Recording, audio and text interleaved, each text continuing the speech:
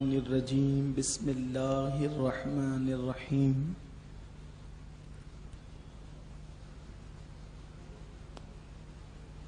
پڑھیے الصلاۃ والسلام علیک یا رسول اللہ، الصلاۃ والسلام علیک یا نبی اللہ، الصلاۃ والسلام السلام علیک یا حبیب اللہ وعلی آلک و اصحابک یا نور اللہ صلی اللہ تعالی علیہ وسلم۔ محترم معزز حجاج کرام،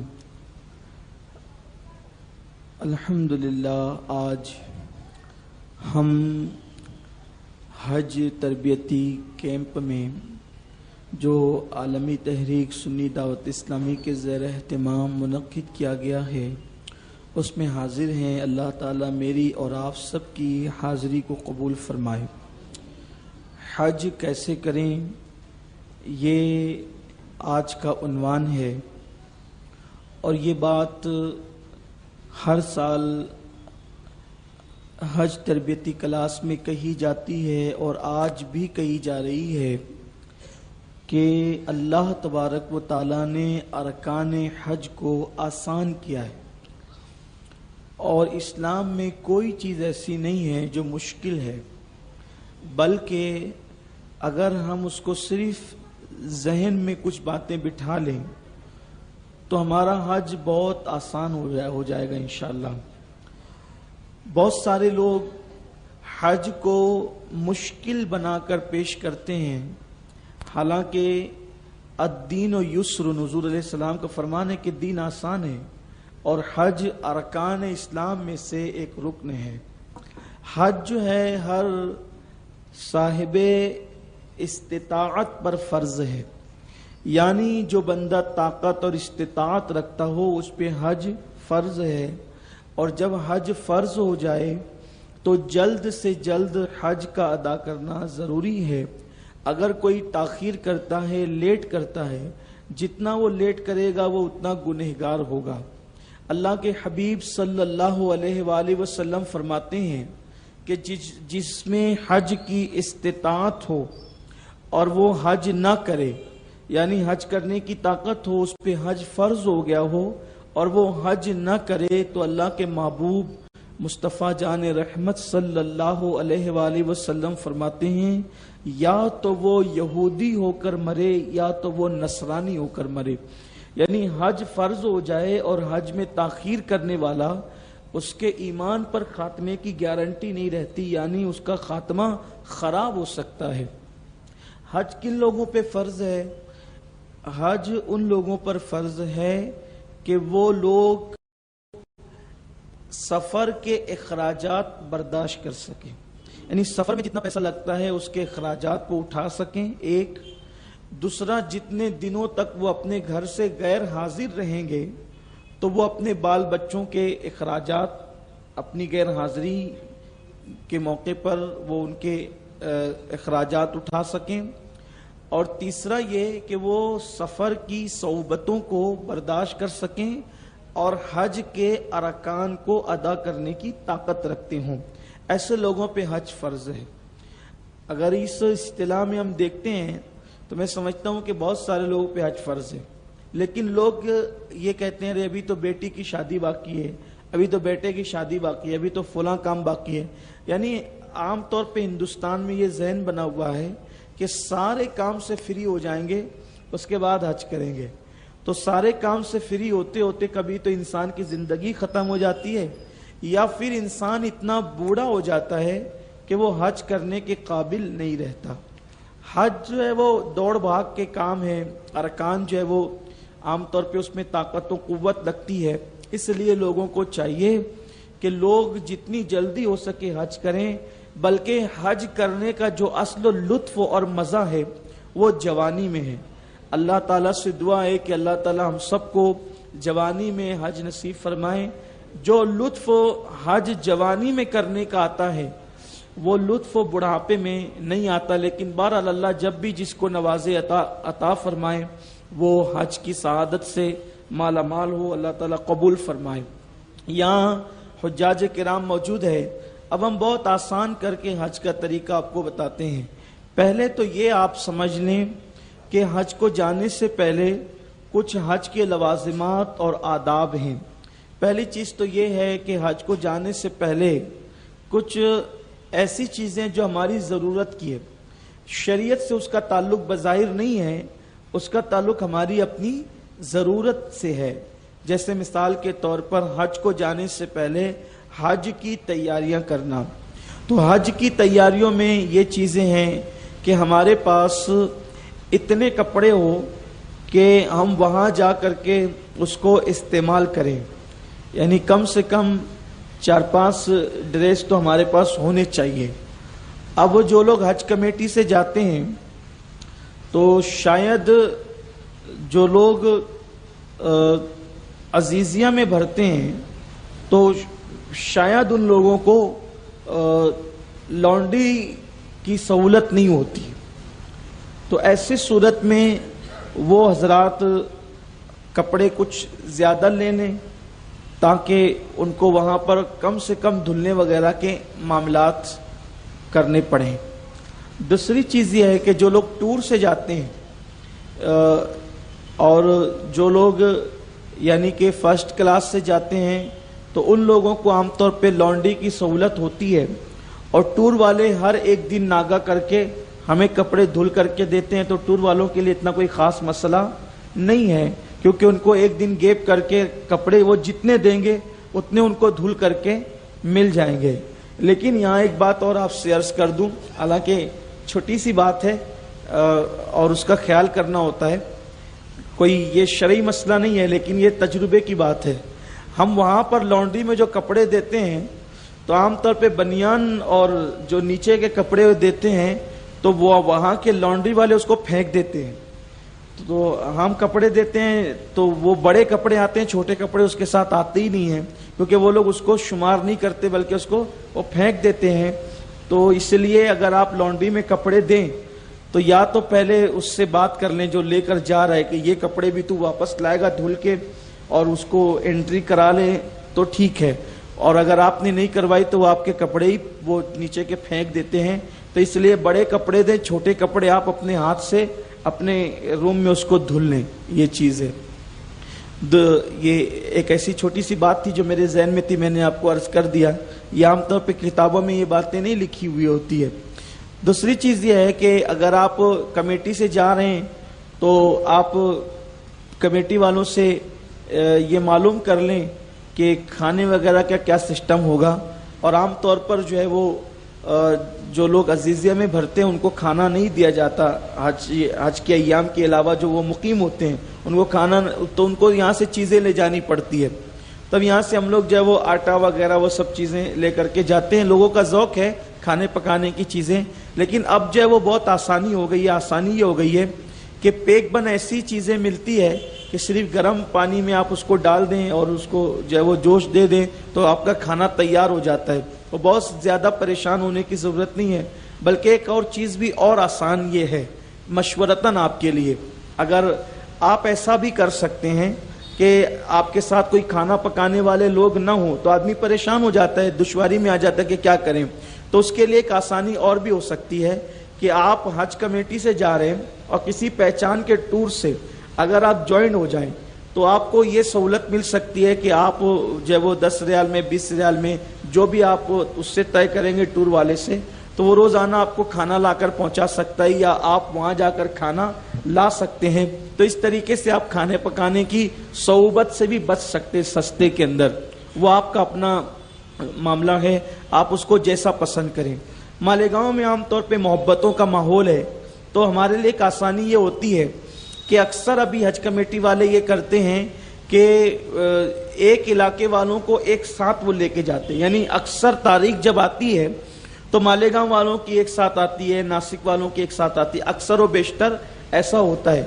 تو 4-4 5-5 کا گروپ بن جاتا ہے، تو اس میں ایسا بھی ہوتا ہے کہ خواتین مل کر کے کھانا پکانا سب بانٹ لیتی ہے، تو اس میں بھی آسانی ہو جاتی ہے. اتنا دشواری کا کوئی میٹر وہاں نہیں ہوتا ہے جو عام طور پہ پرانے حاجی لوگ آ کر کے ہمیں ڈراتے ہیں. وہ پرانے حاجی لوگ ہیں, مجھے معاف کریں, میں ان کی بے عزتی نہیں کر رہا ہوں, لیکن یہ چیز ہے کہ پرانے حاجی لوگ مالیگاؤں کی زبان میں خوب لمبی لمبی چھوڑ کر کے نئے لوگ کو ڈرا دیتے ہیں. تو وہ ڈر جاتے ہیں لوگ, تو پریشان ہو جاتے ہیں کہ کیا ہوگا کیا ہوگا. کچھ نہیں ہوگا. ہم جہاں جا رہے ہیں اللہ کے گھر جا رہے ہیں, ہم جہاں جا رہے ہیں اللہ کے گھر جا رہے ہیں اور اللہ کے مہمان بن کے جا رہے ہیں. اب آپ مجھے بتائیں, جو جتنا انسان جتنا عزت دار ہوتا ہے وہ اتنا اپنے مہمان کا اتنا خیال کرتا ہے, تو اللہ سے بڑا کون عزت والا ہو سکتا ہے. تو وہ بھی اپنے مہمانوں کا بڑا اکرام کرتا ہے, بڑی عزت دیتا ہے, اور وہاں جا کر کے ساری چیزیں آسان ہو جاتی ہے اگر بندہ یہاں سے کچھ سیکھ لے تو سب آسان ہے, نہیں سیکھے تو ظاہر سی بات ہے بغیر سیکھے تو پھر الف با بھی مشکل لگتا ہے نا, ABCD بھی مشکل لگتی ہے اگر نہیں سیکھے تو, اور سیکھ لے تو بڑی سے بڑی چیز آسان ہے. تو یہ چیزیں ہیں. تو آپ جو ہے وہ سامان لے جانا چاہیں حج کمیٹی سے تعلق رکھتے تو لے جائیں, اور ورنہ وہاں پر یہ سہولت آپ کو. لیکن آپ ایک کام یہ کریں گے کہ یہیں سے آپ طے کر کے جائیں گے کہ اگر آپ کو ٹور میں کسی ٹور کو جوائن کر کے کھانا وغیرہ کھانا ہے تو, یا پھر آپ کو پکانے کے لیے لے جانا ہے تو پکانے کی چیزیں بھی آپ لے کر جا سکتے ہیں. آپ پکانے کی چیزیں جو لے کر جائیں اس میں کوشش یہ کریں کہ جو چیز ہے نا اس کو انگلش میں کچھ لکھ کر کے اس پہ لگا دیں. تو اکثر ایسا نہیں ہوتا ہے, لیکن کبھی کبھار ایسا ہوتا ہے. سعودیوں کے موڈ پر ہوتی ہے یہ بات, بڑے اکھڑ دماغ کے لوگ ہیں. کبھی کبھی ایسا ہوتا ہے کہ وہ چاہیں گے تو ایسے ہی چھوڑ دیں گے, اور کبھی کبھی جو ہے وہ موڈ آف رہے گا تو وہ آپ سے چیزیں کھلواتے بھی ہیں. اس میں کیا ہے کھول کے بتاؤ. اب وہ اس میں آپ آٹا ہے, وہ بولیں گے یہ کیا ہے, حلازہ کیا ہے یہ. اب آپ کو عربی نہیں آتی, اس کو جو ہے وہ اردو نہیں آتی, تو وہ پریشان کرتے ہیں. کچھ چیزیں جمع بھی کر لیتے ہیں, لیکن اگر آپ اس کو چپکا دیں کہ اس میں یہ چیز ہے, انگلش میں لکھ کے لگا دیں, تو وہ آپ کے لیے پوچھیں گا بھی نہیں, وہ آپ کے لیے آسانی ہوتی ہے. تو یہ چیزیں ہیں. کپڑے ہونے چاہیے آپ کے پاس. آپ کو جو مرض ہے اس مرض کی دوائیاں آپ کے پاس ہونی چاہیے, اور زیادہ ہونی چاہیے. کبھی کبھی ایسا ہوتا ہے کہ کچھ دوائیاں ہماری ختم ہو جاتی ہے یا ہم نہیں لے جا پاتے ہیں, تو ہم وہاں سے دوائیاں خریدتے ہیں. تو اس میں دو چیزیں ہوتی ہیں ہمارے لیے مشکل.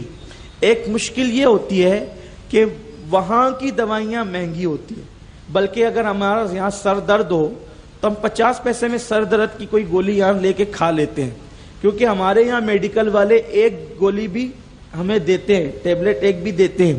لیکن وہاں آپ کو ایک گولی نہیں ملتی. اگر آپ کو ضرورت ایک گولی کی ہے تو آپ کو پورا پتا خریدنا ہوتا ہے, اور پورا پتا خریدنے میں پھر ہمیں تھوڑی سی وہ ہوتی ہے, دشواری ہوتی ہے, کیونکہ وہاں کی ریال یہاں کی پیسے سے کہیں مہنگی ہوتی ہے. بلکہ وہاں پر اگر آپ برش بھی خریدنے کے لیے جائیں تو برش آپ کو 11 ریال 15 ریال 20 ریال سے کم نہیں ملے گا. اب آپ سوچئے, یہاں جو اچھے سے اچھی کوالٹی کا برش ہم 50 روپے میں خرید لیتے ہیں, اب 11 ریال کتنا ہو رہا ہے, تو 18 روپے کے حساب سے بھی اگر آپ پکڑ لیں تو کتنا ہوتا ہے. تو اس طرح سے آدمی کو, اور ظاہر سی بات ہے کتنا بھی مالدار آدمی حج کے لیے جائے تو وہ ایک محدود رقم لے کر جاتا ہے, تو وہاں اس کو سنبھل کے خرچ کرنا ہوتا ہے نا, کہ تاکہ کسی کے آگے ہاتھ نہ پھیلانا پڑے. آپ بہت اپنی پوری دولت تو اٹھا کر کے کوئی لے کر نہیں جا سکتا نا, ایک لمٹ میں پیسہ لے جانا ہوتا ہے.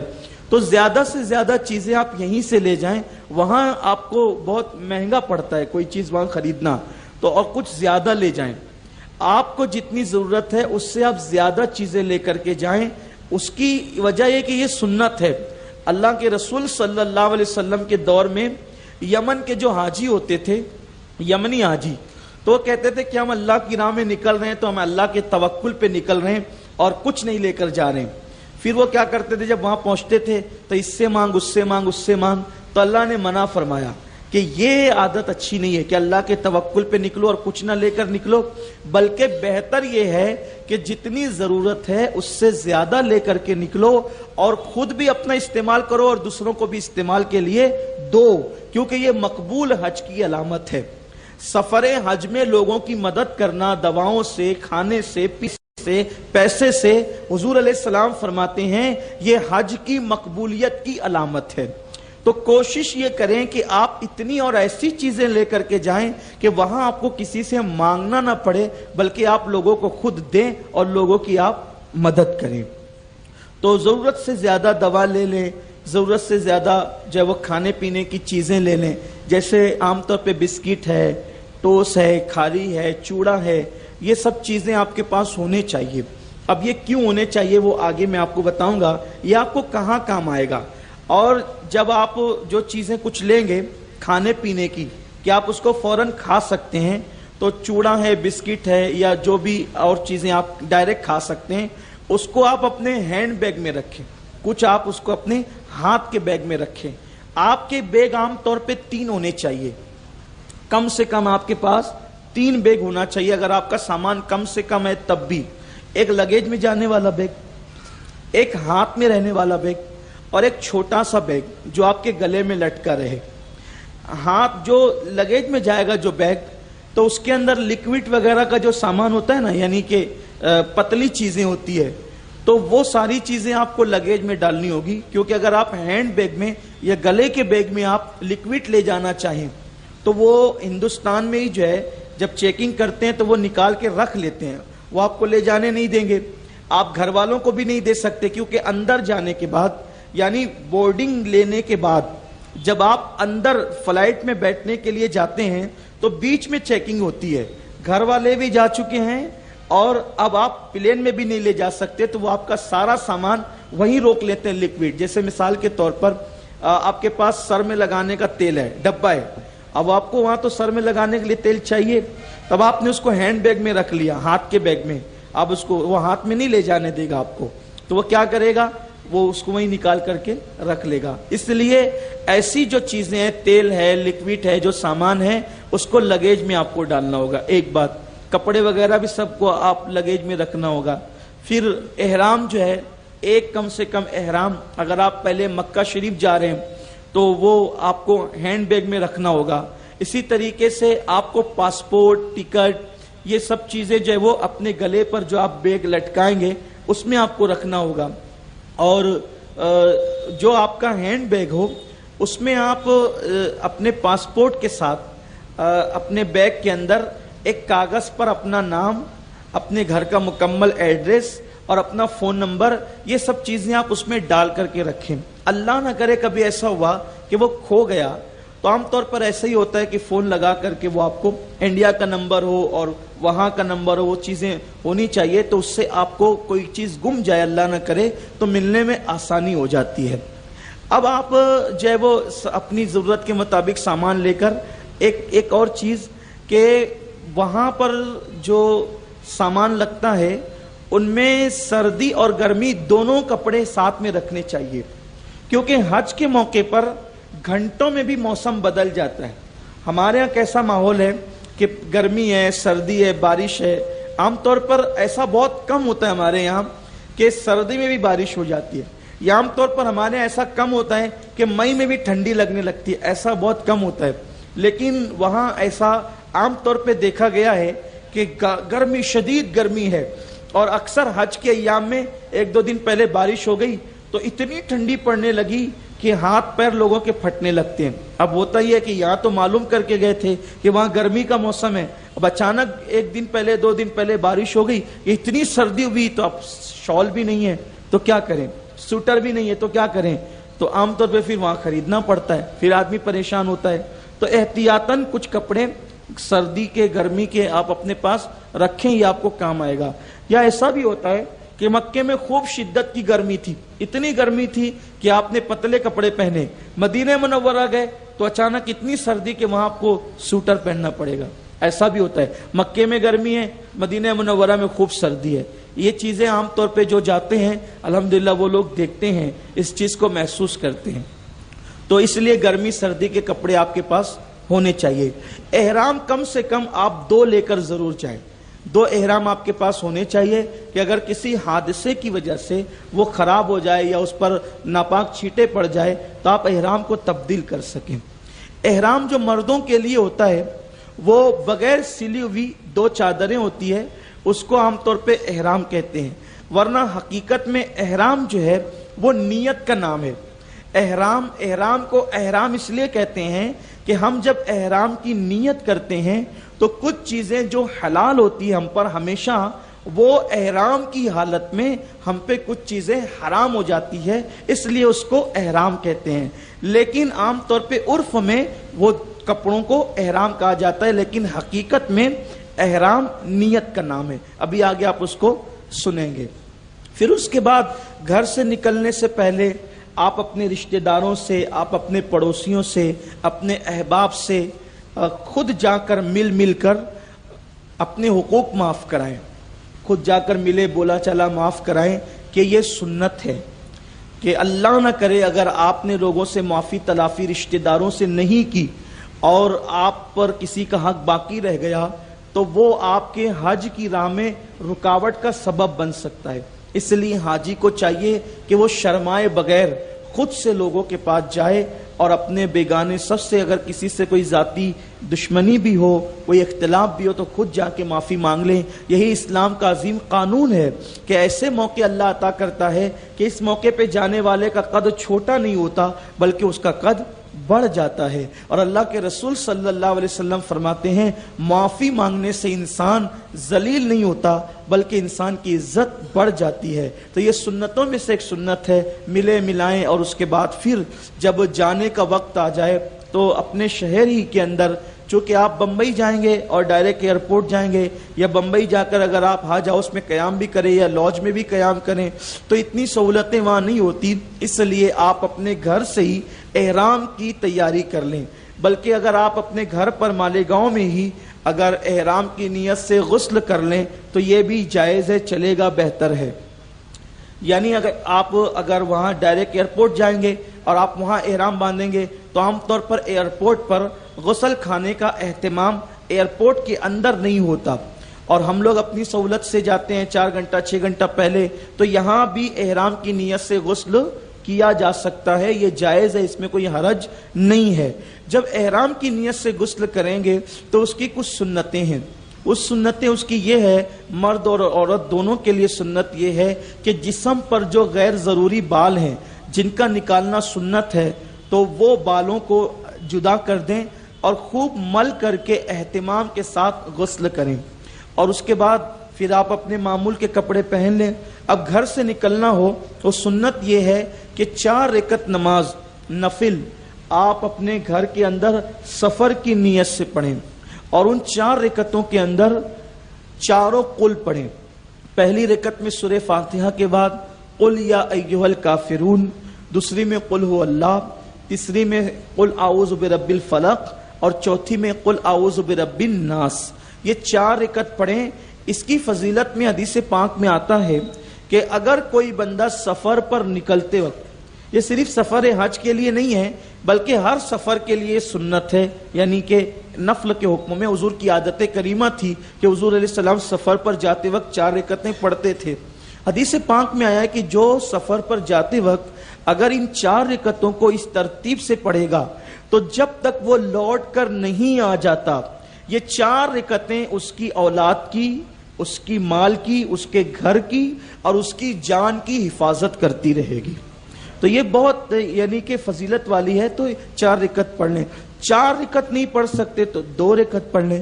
عام طور پہ مالیگاؤں میں ایک عرف ہے کہ لوگ مسجد میں جا کر نماز پڑھتے ہیں، حالانکہ سفر کی نماز گھر میں پڑھنا یہ سنت ہے۔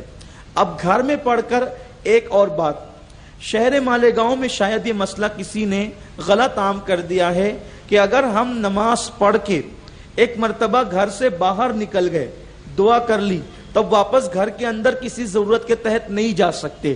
یہ غلط مسئلہ ہے، ایسا کچھ نہیں ہے۔ اگر آپ نے دعا کر لی ہے، نماز پڑھ لی ہے، گھر سے باہر نکل گئے ہیں، اگر کسی ضرورت کے تحت گھر کے اندر جانا پڑے تو آپ بالکل جا سکتے ہیں، اس میں کوئی حرج نہیں ہے۔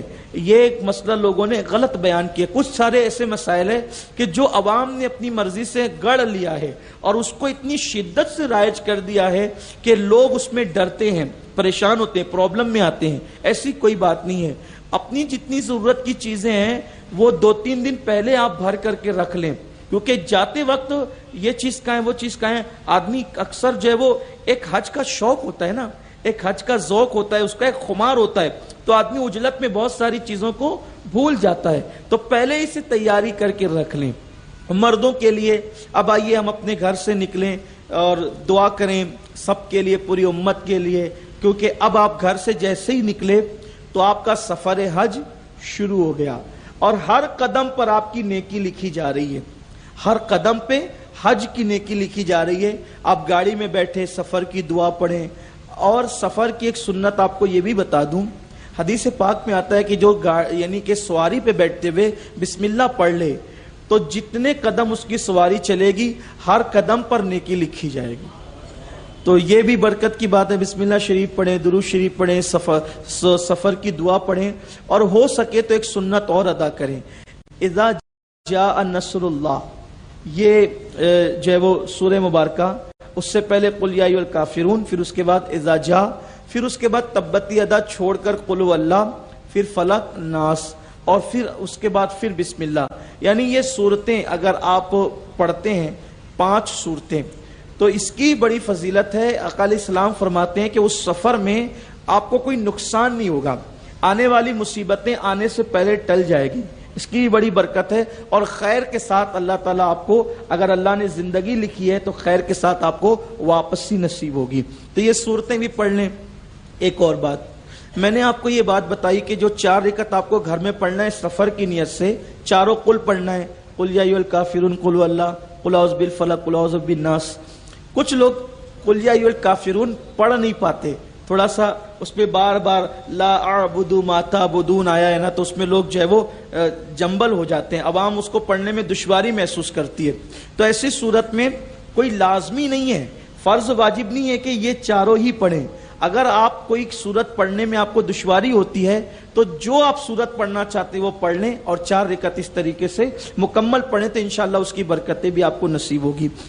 کوشش کریں کہ آپ کا جو فلائٹ ہے اس فلائٹ سے آپ پہلے پہنچیں، کم سے کم آپ 4 گھنٹہ پہلے ایئرپورٹ پر پہنچیں، کم سے کم۔ کیوں؟ اس لیے کہ ایک تو موسم کا کوئی بھروسہ نہیں، پھر اس کے بعد ممبئی کا ہمارا جو ممبئی جانا ہوتا ہے، رستے کا روڈ کا کام چالو ہے، کبھی بھی ٹریفک جام ہو جاتی ہے، تو آپ بالکل ٹکو ٹک ٹائم لے کر کے نہیں نکلیں، بلکہ زیادہ ٹائم لے کے نکلیں۔ وقت سے پہلے پہنچ جانا کوئی عیب کی بات نہیں ہے، لیکن آپ زیادہ ٹائم لے کر یہاں سے نکلیں، اور پھر آپ ایئرپورٹ اگر پہنچنا ہے ڈائریکٹ آپ کو ایئرپورٹ آپ پہنچیں گے، پہنچنے کے بعد آپ اپنا پاسپورٹ اور جو ٹکٹ ہے وہ نکال لیں، اور نکالنے کے بعد آپ اندر داخل ہو جائیں، انٹرنیشنل پر عام طور پہ اندر داخل ہو جائیں۔ آپ کوشش یہ کریں کہ جو لوگ حج کو جا رہے ہیں ہو سکے تو اپنے ہم خیال لوگوں کا 8-10 لوگوں کا یہیں سے گروپ بنا لیں، یہیں سے، یہاں نہیں بن پاتا ہے تو وہاں مالیگاؤں والے ملتے ہیں ایک دوسرے سے تو ایک گروپ بن جاتا ہے۔ گروپ بننے میں کیا ہوتا ہے، بہت ساری مشکلیں آسان ہو جاتی ہیں، گروپ کے ساتھ حج کرنے میں، عمرہ کرنے میں بہت ساری مشکلیں آسان ہو جاتی ہے، اور ہم خیال لوگوں کا اگر گروپ مل جائے تو پھر ایسا لگتا ہی نہیں کہ ہم سفر میں، بلکہ انسان بھرپور جو ہے وہ سفر حج میں انجوائے کر سکتا ہے، اور اس کے لیے بہت ساری مشکلیں آسان ہو جاتی ہے۔ گروپ بنا لے ہم خیال لوگوں کا، اندر داخل ہوئے، اندر داخل ہونے کے بعد آپ پہلے یہ کام کریں کہ کاؤنٹر پر جائیں۔ عام طور پر جو حج کمیٹی کے لوگ ہوتے ہیں ان کو ایئر انڈیا سے جانا ہوتا ہے، ایئر انڈیا سے جانا ہوتا ہے، انڈین ایئر لائن سے، تو وہاں پر کاؤنٹر ہوتے ہیں، وہاں آپ جائے، وہ لوگ ہندی بولتے ہیں، اردو بولتے ہیں، اپنے لیے کوئی مشکل نہیں ہوتا ہے، آسان ہوتا ہے۔ آپ ٹکٹ بتائیں، اپنا پاسپورٹ دیں، آپ کو وہ بورڈنگ دے دیتے ہیں، اور آپ کا سامان وہ لے لیتے ہیں۔ سامان لے لیا، بورڈنگ دے دیا، ایک مرحلہ آپ کا آسان ہو گیا۔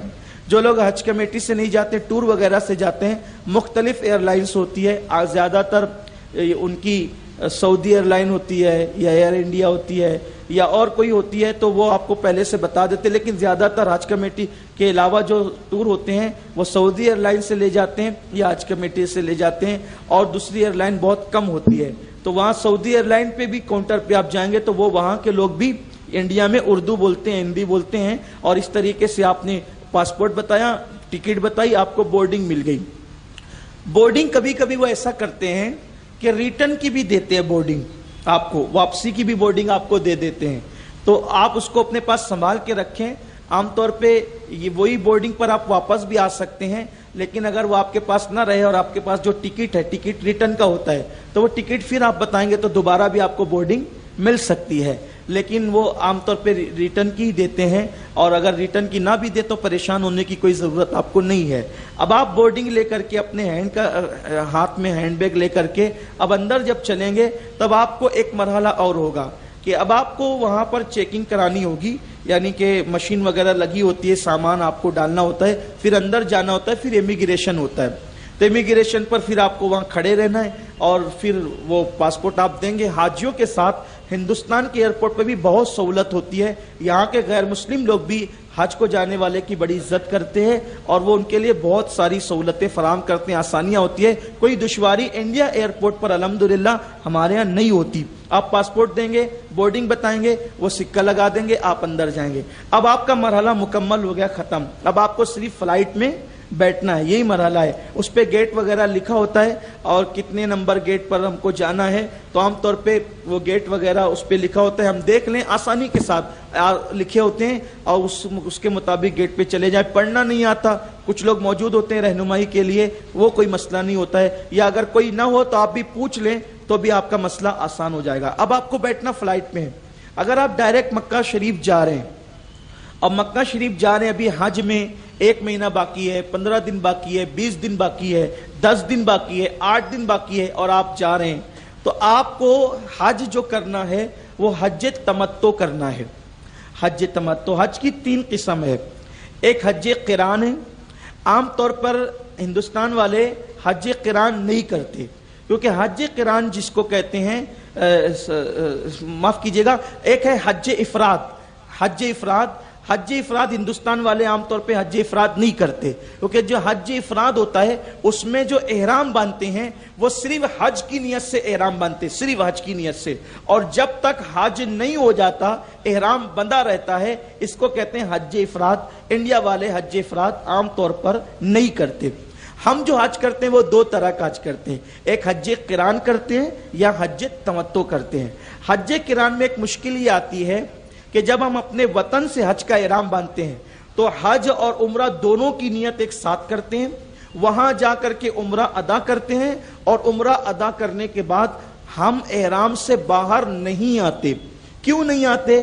اس لیے کہ ہم نے قران کیا ہے، یعنی ہم نے حج اور عمرہ کا احرام ایک نیت کے ساتھ باندھا ہے، تو ہم نے اس وقت تک اب حج احرام سے باہر نہیں آنا ہے جب تک کہ حج کے ارکان مکمل نہ ہو جائیں۔ اس لیے اب آپ کو 10 دن باقی ہے، 15 دن باقی ہے، تو بھی آپ کو اتنے دن احرام کے اندر رہنا پڑے گا اگر آپ نے قران کی نیت کی ہے تو۔ اگر 1-2 دن حج کو بچے ہیں اور آپ جا رہے ہیں تب تو آپ کو قران کرنا افضل ہے، بہتر ہے، آپ قران کر لیں۔ لیکن 8 دن 10 دن بچے ہوئے ہیں تو میرا مشورہ یہ ہے کہ آپ قران نہ کریں، کیونکہ آپ تمتع کریں۔ اتنے دن تک احرام میں رہنا پہلی بات تو مشکل ہوتا ہے، کیونکہ ہمارا معمول نہیں ہے، تو بار بار وہ چادریں اترتی ہے، پھر تھوڑے سے پرابلم آتے ہیں، تو ایسی صورت میں پھر اس کی کچھ پابندیاں بھی ہوتی ہے، مشکلات بھی ہوتی ہے، تو ہم اس کو نبھا نہیں پاتے ہیں، تو دم بھی لگ سکتا ہے۔ اس لیے اگر 8-10 دن 15 دن باقی ہے تو تمتع کریں۔ اب حج تمتع کا طریقہ کیا ہے اس کو سماعت کر لیں۔ کچھ مشکل نہیں، آسان ہے کہ ہم اپنے وطن سے عمرہ کا احرام باندھ کر جاتے ہیں، وہاں عمرہ کر کے ہم حلق کرا کے احرام سے باہر آ جاتے ہیں، اور پھر اس کے بعد حج کے دنوں میں حج کا احرام باندھتے ہیں، یعنی ہمیں 2 احرام باندھنا پڑتا ہے، وطن سے عمرہ کا احرام اور وہاں جانے کے بعد حج کا احرام۔ اس کو حج تمتع کہتے ہیں۔ یہ آسان ہے، وہاں گئے، عمرہ کیا، 2-3 گھنٹے میں فارغ ہو گئے، احرام اتار دیا، پھر اپنے معمول کے کپڑے پہن لیے۔ اب جب تک حج کی تاریخ نہیں آتی نفل عمرہ کرتے رہیں، نفل طواف کرتے رہیں، جو کرنا وہ کرتے رہیں، کوئی پرابلم کی بات نہیں۔ تو اس لیے حج تمتع آسان ہوتا ہے۔ اب ہم حج تمتع کر رہے ہیں، تو اب ہم چونکہ امیگریشن سے پار ہو گئے، تب ہمیں مکہ جانا ہے، مکہ شریف، تو ہم لوگ ایئرپورٹ پر احرام کی چادریں باندھ لیں گے، کیونکہ ہم جو ہے غسل کر چکے تھے، غسل ادا کر چکے تھے احرام کی نیت سے، وہاں جا کر ہم صرف وضو کر لیں، اور وضو کرنے کے بعد کپڑے اتار کر جو احرام کی چادریں اس کو باندھ لیں، تو یہ بھی جائز ہے۔ اب عام طور پر جو ایئرپورٹ ہوتا ہے اس میں جو لوگ پہلی مرتبہ جاتے ہیں، خاص طور پہ بوڑھے لوگ، تو ایئرپورٹ کے اندر جو انڈیا میں ایئرپورٹ ہے انٹرنیشنل پر، تو اکثر وہاں پر انگلش ٹوائلٹ بنی ہوئی ہے، تو عام طور پہ ہمیں عادت نہیں ہوتی اس میں بیٹھنے کی، تو بیٹھنے میں دشواری ہوتی ہے، تو آدمی پریشان ہوتا ہے۔ پریشان نہیں ہو، इंडिया के मुंबई के एयरपोर्ट पर जितनी टॉयलेट्स हैं तो उसमें आखिरी की दो जो होती है तो वो इंडियन होती है। अगर आप आखिर की तरफ जाएंगे या वहां पर आदमी खड़ा होता है, उससे पूछे वो हिंदी बोलता है, उर्दू बोलता है कि इंडियन किधर है, तो वो आपको बताएगा, रहनुमाई करेगा। तो आप वहां जाकर इस्तिंजा वगैरह से फारिग हो जाएं और फिर उसके बाद वुजू करें। वुजू करने के लिए जब आप नल पर आएंगे, पहली मर्तबा जाने वालों के लिए ये जो कभी एयरपोर्ट पे गए नहीं है, तो वहां पर जो है ना हसास नल होते हैं, यानी आपको कोई टोटी वगैरह उसमें नहीं होती, आप हाथ नीचे करेंगे तो पानी आने लगेगा। आमतौर पे ऐसा ही होता है कि अब लोगों को तजुर्बा नहीं होता तो वो उसकी टोटी ढूंढने लगते हैं, इधर से दबा रहे हैं, उधर से दबा रहे हैं, परेशान होते हैं। लेकिन वहां आप हाथ ऐसे नीचे करेंगे तो आपके उस इशारे से पानी आ जाएगा, आप उस पर वुजू वगैरह कर लें। वुजू करने के बाद फिर आप अपने कपड़े उतार करके, वहां आमतौर पे प्रेयर रूम लिखा होता है, प्रेयर रूम, और वहां इबादत खाने बने होते हैं अंदर एयरपोर्ट पर। तो आप अच्छा वहां पर बैठ करके वुजू करने वाला भी इंतजाम होता है उसके अंदर, इबादत खाने के अंदर, तो आप वहां बैठ करके भी इत्मीनान से वुजू कर सकते हैं। अब आपको कपड़े उतार करके एहराम बांधना है। मैं एहराम बांधने का आसान तरीका आपको बता देता हूं, आप उसको मुलाहिजा फरमाएं। एक बार सब लोग मिलकर दुरूद शरीफ पढ़ लें। ये एहराम की दो चादरें होती है, ये पतला कपड़ा भी होता है और एक तौलिए वाला एहराम भी होता है। तो आपको जो अपनी सहूलत हो आप वो ले लें, और हो सके तो ऐसा भी करें जो नीचे वाला हो वो तौलिए वाला ले लें और ऊपर वाला पतला ले लें, या दोनों तौलिए वाला ले लें। आप अपनी तबीयत के हिसाब से जो चाहे पसंद करें। इसको सिलाई नहीं कर सकते, बगैर सिली हुई चादर पहनना यही सुन्नत है। तो अब एहराम बांधने का कोई ऐसा मखसूस तरीका जिस पर हमको बहुत पाबंद किया गया हो, ऐसा कुछ भी नहीं है। तीन तरीके से आप एहराम बांध सकते हैं नीचे का। एक तो ये कि आप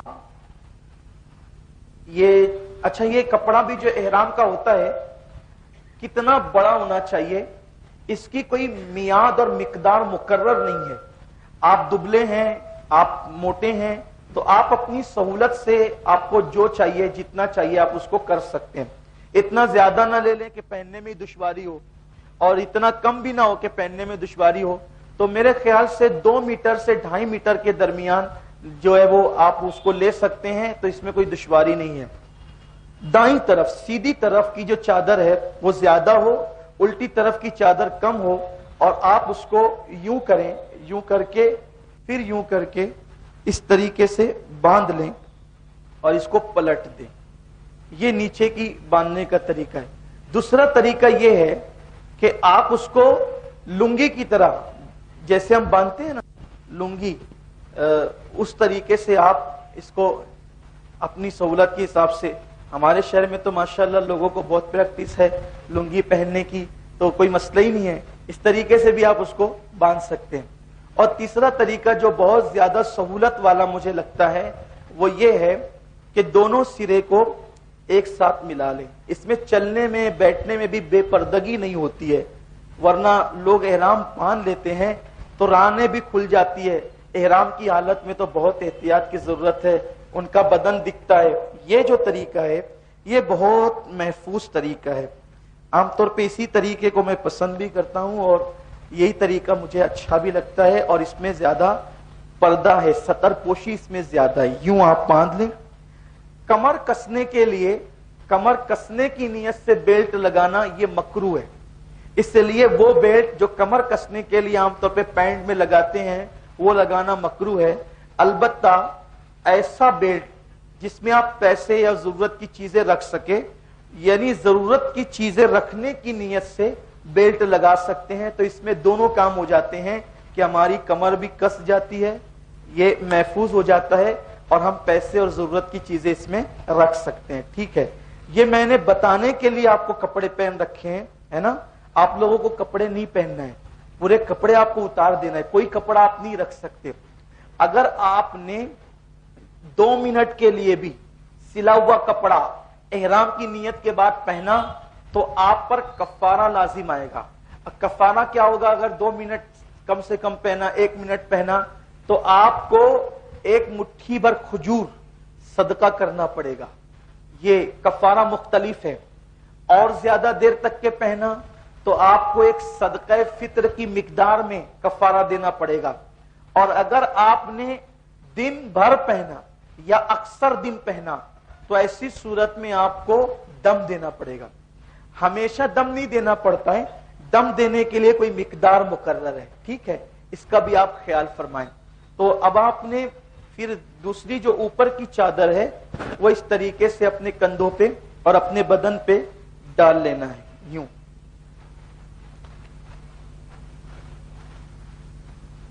یہ اور آپ نے سارے سلے ہوئے کپڑے نکال دیے اور یہ آپ نے پہن لیا. اس طریقے سے احرام میں رہنا یہ سنت ہے. کچھ لوگ کیا کرتے ہیں، ایئرپورٹ سے ایسے کرنے لگتے، ایسے کر کے وہ گھومنے لگتے ہیں. یہ مکروہ ہے. یہ کب کرنا ہوگا وہ ابھی آگے آپ کو انشاءاللہ بتایا جائے گا.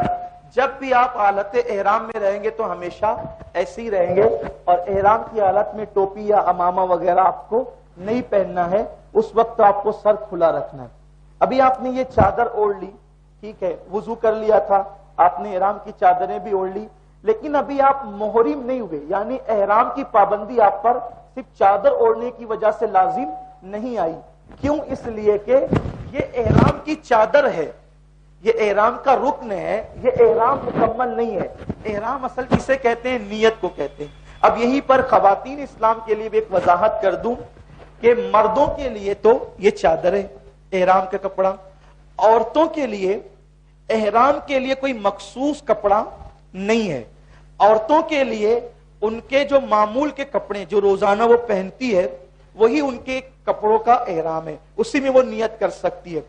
سفید کپڑا پہنے تو اچھی بات ہے، سنت ہے، لیکن عورتیں رنگین کپڑوں میں بھی احرام کی نیت کر سکتی ہے. عورتوں کے لیے سفید کپڑے کی کوئی قید نہیں ہے، پابندی نہیں ہے.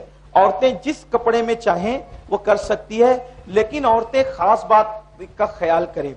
حالت احرام میں عورتوں کو کان چھپانا، عورتوں کو کان چھپانا یہ فرض ہے. عام طور پر ایسے بھی غیر احرام میں بھی کان چھپانا عورتوں کے لیے فرض ہے، کیونکہ کان جو ہے وہ بھی سر کا حصہ ہے. اچھا ایک بات اور، اگر کان کھلے کر کے یوں، اور عورتوں کی عادت ہوتی ہے کبھی کبھی کہ وہ اس طریقے سے اوڑھتی ہے. ہم نے دیکھا ہے، محسوس کیا اس کو کہ عورتیں اس طریقے سے اوڑھتی ہیں. اس طریقے سے اوڑھنی عورتیں کیوں اوڑھتی ہے؟ کیونکہ انہوں نے سونے کی بالیاں پہن رکھی ہوتی ہے اور وہ جو زیور پہن رکھی ہوتی ہے، تو اب وہ کان پہ سے اوڑھے گی تو زیور چھپ جائے گا، تو وہ زیور کو بتانے کے لیے جو ہے اس طریقے سے اوڑھتی ہے. اور اسی حالت میں وہ نماز بھی پڑھتی ہے اس طرح سے.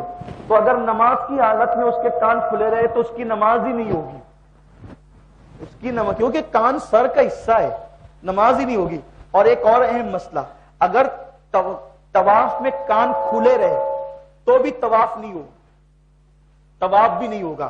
اس لیے خواتین کے لیے یہ ہے کہ معمول کے کپڑوں میں وہ احرام کی نیت کریں. لیکن ایک مشورہ کہ ہمارے یہاں انڈیا کے اندر احرام کے نام سے رومالی ٹائپ ملتا ہے، وہ سلا ہوا ہوتا ہے، تو وہ یہاں سے اس طریقے سے بنتا ہے اور وہ پورا یہاں تک کے آ جاتا ہے، تو اس میں اچھی خاصی ستر پوشی ہو جاتی ہے، تو وہ لے لے. حالانکہ وہ باندھنا ضروری نہیں ہے، صرف اوڑھنی بھی اوڑھ لیا تو کافی ہے، لیکن وہ اچھا لگتا بھی ہے اور اس سے اکثر بال وغیرہ بھی سب چھپ جاتے ہیں، تو وہ عورتوں کے لیے زیادہ مناسب اور بہتر ہے. اب آپ نے جو ہے چادر اوڑھ لی اور اب آپ کو فلائٹ میں بیٹھنا ہے.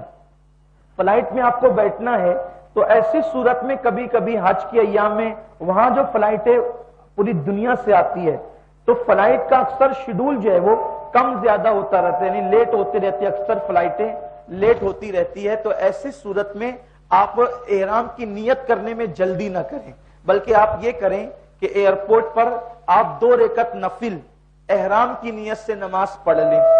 پہلی رکعت میں قل یا ایھا الکافرون اور دوسری میں قل ھو اللہ، یہ پڑھ لیں، دعا بھی کر لیں. مرد حضرات جب احرام کی نیت سے نفل پڑھیں گے تو سر پہ ٹوپی رکھ لیں یا سر کو ڈھانک لیں اور ڈھانک کر کے نفل پڑھیں، اور نفل پڑھنے کے بعد دعا بھی کر لیں. لیکن اب بھی وہ احرام کی نیت نہ کریں. کیوں نہ کریں؟ اس لیے کہ اگر فلائٹ لیٹ ہو گئی تو اتنی دیر تک آپ پہ احرام کی پابندیاں رہے گی، آپ مشقت میں پڑ سکتے ہیں. تو ایسی صورت میں آپ دعا بھی کر لیں. اب انتظار کریں، پھر اس کے بعد جب آپ فلائٹ کے اندر چلے جائیں اور فلائٹ میں بیٹھ جائیں تو بھی اب احرام کی نیت نہ کریں. کیوں؟ اس لیے کہ وہ لوگ فلائٹ میں بیٹھنے کے فوراً بعد آپ کو پہلے جوس پیش کرتے ہیں، جوس دیتے ہیں، پھر کھانا دیتے ہیں، پھر وہ عام طور پہ ٹیشو دیتے ہیں. اور ٹیشو دو طرح کا ہوتا ہے، ایک سوکھا ہوتا ہے، اس کو تو کبھی بھی آپ استعمال کر سکتے ہیں، لیکن جو ٹیشو وہ لوگ دیتے ہیں جو خوشبودار ہوتا ہے، احرام کی حالت میں تو آپ اس کا استعمال نہیں کر سکتے. اور پینے میں بھی احرام کی نیت کرنے کے بعد ایسا جوس یا ایسی کولڈ ڈرنک جس میں پکنے کے بعد خوشبو ملائی گئی ہو. ایک تو وہ ہے کہ خوشبو ملا کر پکایا گیا ہو، خوشبو ملا کر پکایا گیا ہو تو اس کو کھا پی سکتے ہیں، لیکن پکنے کے بعد جس میں خوشبو ڈالی جاتی ہے اس کو آپ نہیں پی سکتے، علماء منع کرتے ہیں. تو یہ جتنا بھی جوس ہے نا، مینگو ہے، فروٹی ہے، اور جو وہ جتنے بھی جوس ہے اور جتنی بھی کولڈ ڈرنکس ہے، پیپسی، کوکا کولا وغیرہ، اسپرائٹ وغیرہ، تو اس میں پکنے کے بعد خوشبو ڈالی جاتی ہے، تو احرام کی حالت میں اس کو آپ نہیں پی سکتے. تو آپ فلائٹ میں بیٹھ جائیں، پہلے کھا لیں، پی لیں. تقریباً اگر آپ کو جدہ پہنچنے میں 4.5-5 گھنٹے کا ٹائم لگتا ہے تو فلائٹ 3 گھنٹے 3.5 گھنٹے چلتی ہے. اس کے بعد یلملم کی پہاڑی اور میقات آتی ہے. تو ہم اگر 1 گھنٹے میں کھانا پینا ہمارا سب نپٹ جاتا ہے. کھانے پینے کے بعد جب آپ کھانے سے فارغ ہو جائیں تو اب آپ عمرہ کی احرام کی نیت کریں. نیت کس طریقے سے کریں گے؟ اللہم انی ارید العمرۃ فیسرھا لی وتقبلھا منی. یہ عربی میں ہے. اگر آپ کو عربی نہیں آتی تو عربی میں نیت کرنا کوئی فرض واجب نہیں ہے، آپ اس کو اردو میں نیت کر لیں. اللہ، میں نے نیت کی عمرہ کی اور تیرے لیے تو اس کو میرے لیے آسان فرما اور میری طرف سے قبول فرما. یہ آپ کہہ لیں. اگر آپ یہ نہیں کہہ سکتے تو بھی کوئی حرج نہیں ہے. آپ صرف اپنے دل کے اندر اتنا ارادہ کر لیں کہ اللہ میں تیرے لیے عمرہ کی نیت کر رہا ہوں، اس کو قبول کر اور آسان کر. اتنا تو ہم دل میں سوچ سکتے ہیں نا، اتنا نہیں سوچ سکتے تو پھر کیا ہے. اور نیت جو ہے وہ دل کے ارادے کا نام ہے. تو 3 چیزیں ہو گئی. عربی میں نیت کریں افضل ہے، نہیں کر سکتے تو اردو میں کریں، اردو میں بھی نہیں کر سکتے تو دل میں ایک سوچ لیں اللہ میں تیرے لیے عمرہ کی نیت کرتا ہوں، اور پھر احرام کی نیت سے آپ لبیک پڑھیں. احرام کی نیت سے لبیک پڑھیں. اور سنت یہ آقا کا فرمان یہ ہے کہ جب بھی لبیک پڑھو تو بلند آواز سے پڑھو. لوگ لبیک پڑھنے میں شرماتے ہیں. جب بھی لبیک پڑھو بلند آواز سے پڑھو. آقا علیہ السلام فرماتے ہیں جہاں جہاں تک تمہارے لبیک کی آواز پہنچتی ہے وہ ساری چیزیں مل کر تمہارے ساتھ لبیک پڑھتی ہے، اور ان سب کا ثواب اللہ تمہیں عطا فرماتا ہے، اور قیامت کے دن وہ چیزیں سب تمہارے حوالے سے گواہی دیں گی. تو آپ نے جیسی نیت کی احرام کی، عمرہ کی نیت کی، ویسی آپ احرام کی نیت سے لبیک پڑھیں گے. لبیک اللہم لبیک. آپ سب میں ساتھ مل کر پڑھیں گے، زور سے پڑھیں گے تاکہ آپ کو یاد ہو جائے. خواتین بھی پڑھیں اپنی آواز میں. لبیک اللہم لبیک لبیک لا شریک لک لبیک ان الحمد والنعمت لک والملک لا شریک لک. لبیک اللہم لبیک لبیک لا شریک لک لبیک ان الحمد والنعمت لک والملک لا شریک لک. لبیک اللہم لبیک لبیک لا شریک لک لبیک ان الحمد والنعمت لک والملک لا شریک. کم سے کم 3 بار پڑھیں، پھر جتنا اللہ توفیق دے جی چاہے پڑھیں، پھر دعا کریں کہ یہ دعا کی قبولیت کا وقت آ گیا. اب جو آپ دعا کریں گے اللہ آپ کی ساری دعاؤں کو قبول فرمائے گا. اب آپ پر احرام کی پابندیاں عائد ہو گئی. مرد اور عورت میں احرام کی پابندیاں کیا کیا ہے؟ پہلے وہ مردوں کے حوالے سے پھر عورتوں کے حوالے سے، جو دونوں مشترک ہے پہلے وہ سن لیں. مرد اور عورت جب وہ احرام کی نیت کر لیتے ہیں، عمرہ کی یا حج کی نیت کر لیتے ہیں، احرام کی پابندی ان پہ عائد ہو جاتی ہے، تو ان کے لیے کچھ چیزیں جو پہلے حلال تھی وہ حرام ہو جاتی ہے. بعض چیزیں جیسے شوہر پر بیوی حرام ہو جاتی ہے، اور بیوی پر شوہر حرام ہو جاتا ہے، یعنی آپ ایک دوسرے کے ساتھ بیٹھ سکتے ہیں، کھا سکتے ہیں، چل سکتے ہیں، لیکن میاں بیوی جیسے تعلقات آپ قائم نہیں کر سکتے، حیا کے پردے میں آپ سمجھ سکتے ہیں۔ پھر میاں بیوی کے درمیان جو حیا کی باتیں ہوتی ہیں، مخصوص باتیں، وہ باتیں بھی کرنا حرام ہو جاتی ہے، یعنی وہ باتیں بھی آپ بات بھی وہ والی باتیں نہیں کر سکتے جس سے آدمی کے جذبات ابھرتے ہوں، وہ باتیں کرنا بھی حرام ہو جاتی ہے اور وہ کام کرنا بھی حرام ہو جاتا ہے، ٹھیک ہے۔ البتہ دنیا کی باتیں، دین کی باتیں، خاندان کی باتیں، یہ ساری باتیں جو عام طور پہ ہوتی ہیں وہ جائز کی جا سکتی ہے، ویسے بھی زیادہ تر ذکر اذکار کرنا چاہیے۔ دوسری بات، مرد اور عورتوں کے لیے یہ مشترک ہے، وہ کوئی خوشبودار چیز استعمال نہیں کر سکتے، جیسے عطر استعمال نہیں کر سکتے، کچی لونگ نہیں کھا سکتے، کچی الائچی، دار چینی کچی نہیں کھا سکتے، البتہ اس کو ڈال کر کھانا پکایا گیا تو وہ کھا سکتے۔ اسی طرح سنترا خوشبودار پھل سونگھ نہیں سکتے، البتہ اس کو کھا سکتے۔ اسی طریقے سے جاوتری وغیرہ یا کوئی خوشبو کی چیز پلو میں نہیں باندھ سکتے یہ، اور پھر اپنے ناخن نہیں کاٹ سکتے، اسی طریقے سے اپنے بال نہیں توڑ سکتے، جو نہیں مار سکتے، اسی طریقے سے جنگلی جانور کا شکار عام طور پہ کوئی کرتا بھی نہیں ہے، لیکن جنگلی جانور کا شکار مسئلہ ہے، نہیں کر سکتے۔ اگر کوئی شکار کر رہا ہو تو اس کی رہنمائی بھی نہیں کر سکتے۔ اسی طریقے سے جو ہے وہ کسی جاندار کو، یعنی کہ اس کو بغیر ضرورت کے ایذا پہنچانا، وہ تو یوں بھی ناجائز ہے، احرام کی حالت میں اور زیادہ اس میں شدت ہو جاتی ہے۔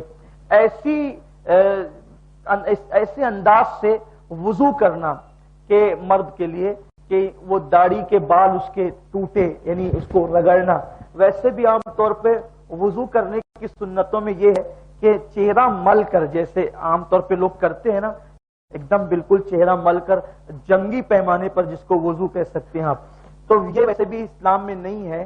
چہرے کا وہ جو دھلنے کا انداز ہے وہ اتنی نزاکت کے ساتھ اللہ کے حبیب علیہ السلام کرتے تھے کہ حضور علیہ السلام جب پانی چہرے پہ ڈالتے تھے تو یوں ہلکے انداز سے ڈالتے تھے، اور بہت ہلکے انداز سے حضور علیہ السلام داڑھی کا مسح کرتے تھے۔ یوں بھی چہرے کو بہت ملنا یا داڑھی کو بہت ملنا، یہ فزیکلی طور پر سائنس بھی کہتے کہ اس میں نقصان ہے، اس طریقے سے نہیں کرنا چاہیے، اس سے چہرے کی رونق اور جو ہے وہ جلد کی چمک ختم ہوتی ہے بہت چہرہ ملنے کی وجہ سے۔ اس لیے امام حضرت مجدد الفسانی کے ملفوظات اٹھا کر دیکھیں، بہت ہلکے انداز سے پانی ڈالا جاتا ہے، بہت ہلکے انداز سے عام طور پہ وضو کرنا چاہیے، اور احرام میں تو اور احتیاط کی ضرورت ہے کہ بال نہیں ٹوٹنے چاہیے۔ عورتیں بھی سر میں کنگھی، اس انداز وہ تو کنگھی کرے بھی نا احرام کی حالت میں، کہ کنگھی کرے گی تو اس کے بال ٹوٹیں گے، اور بال ٹوٹنے پر اس پہ کفارہ لازم ہو سکتا ہے۔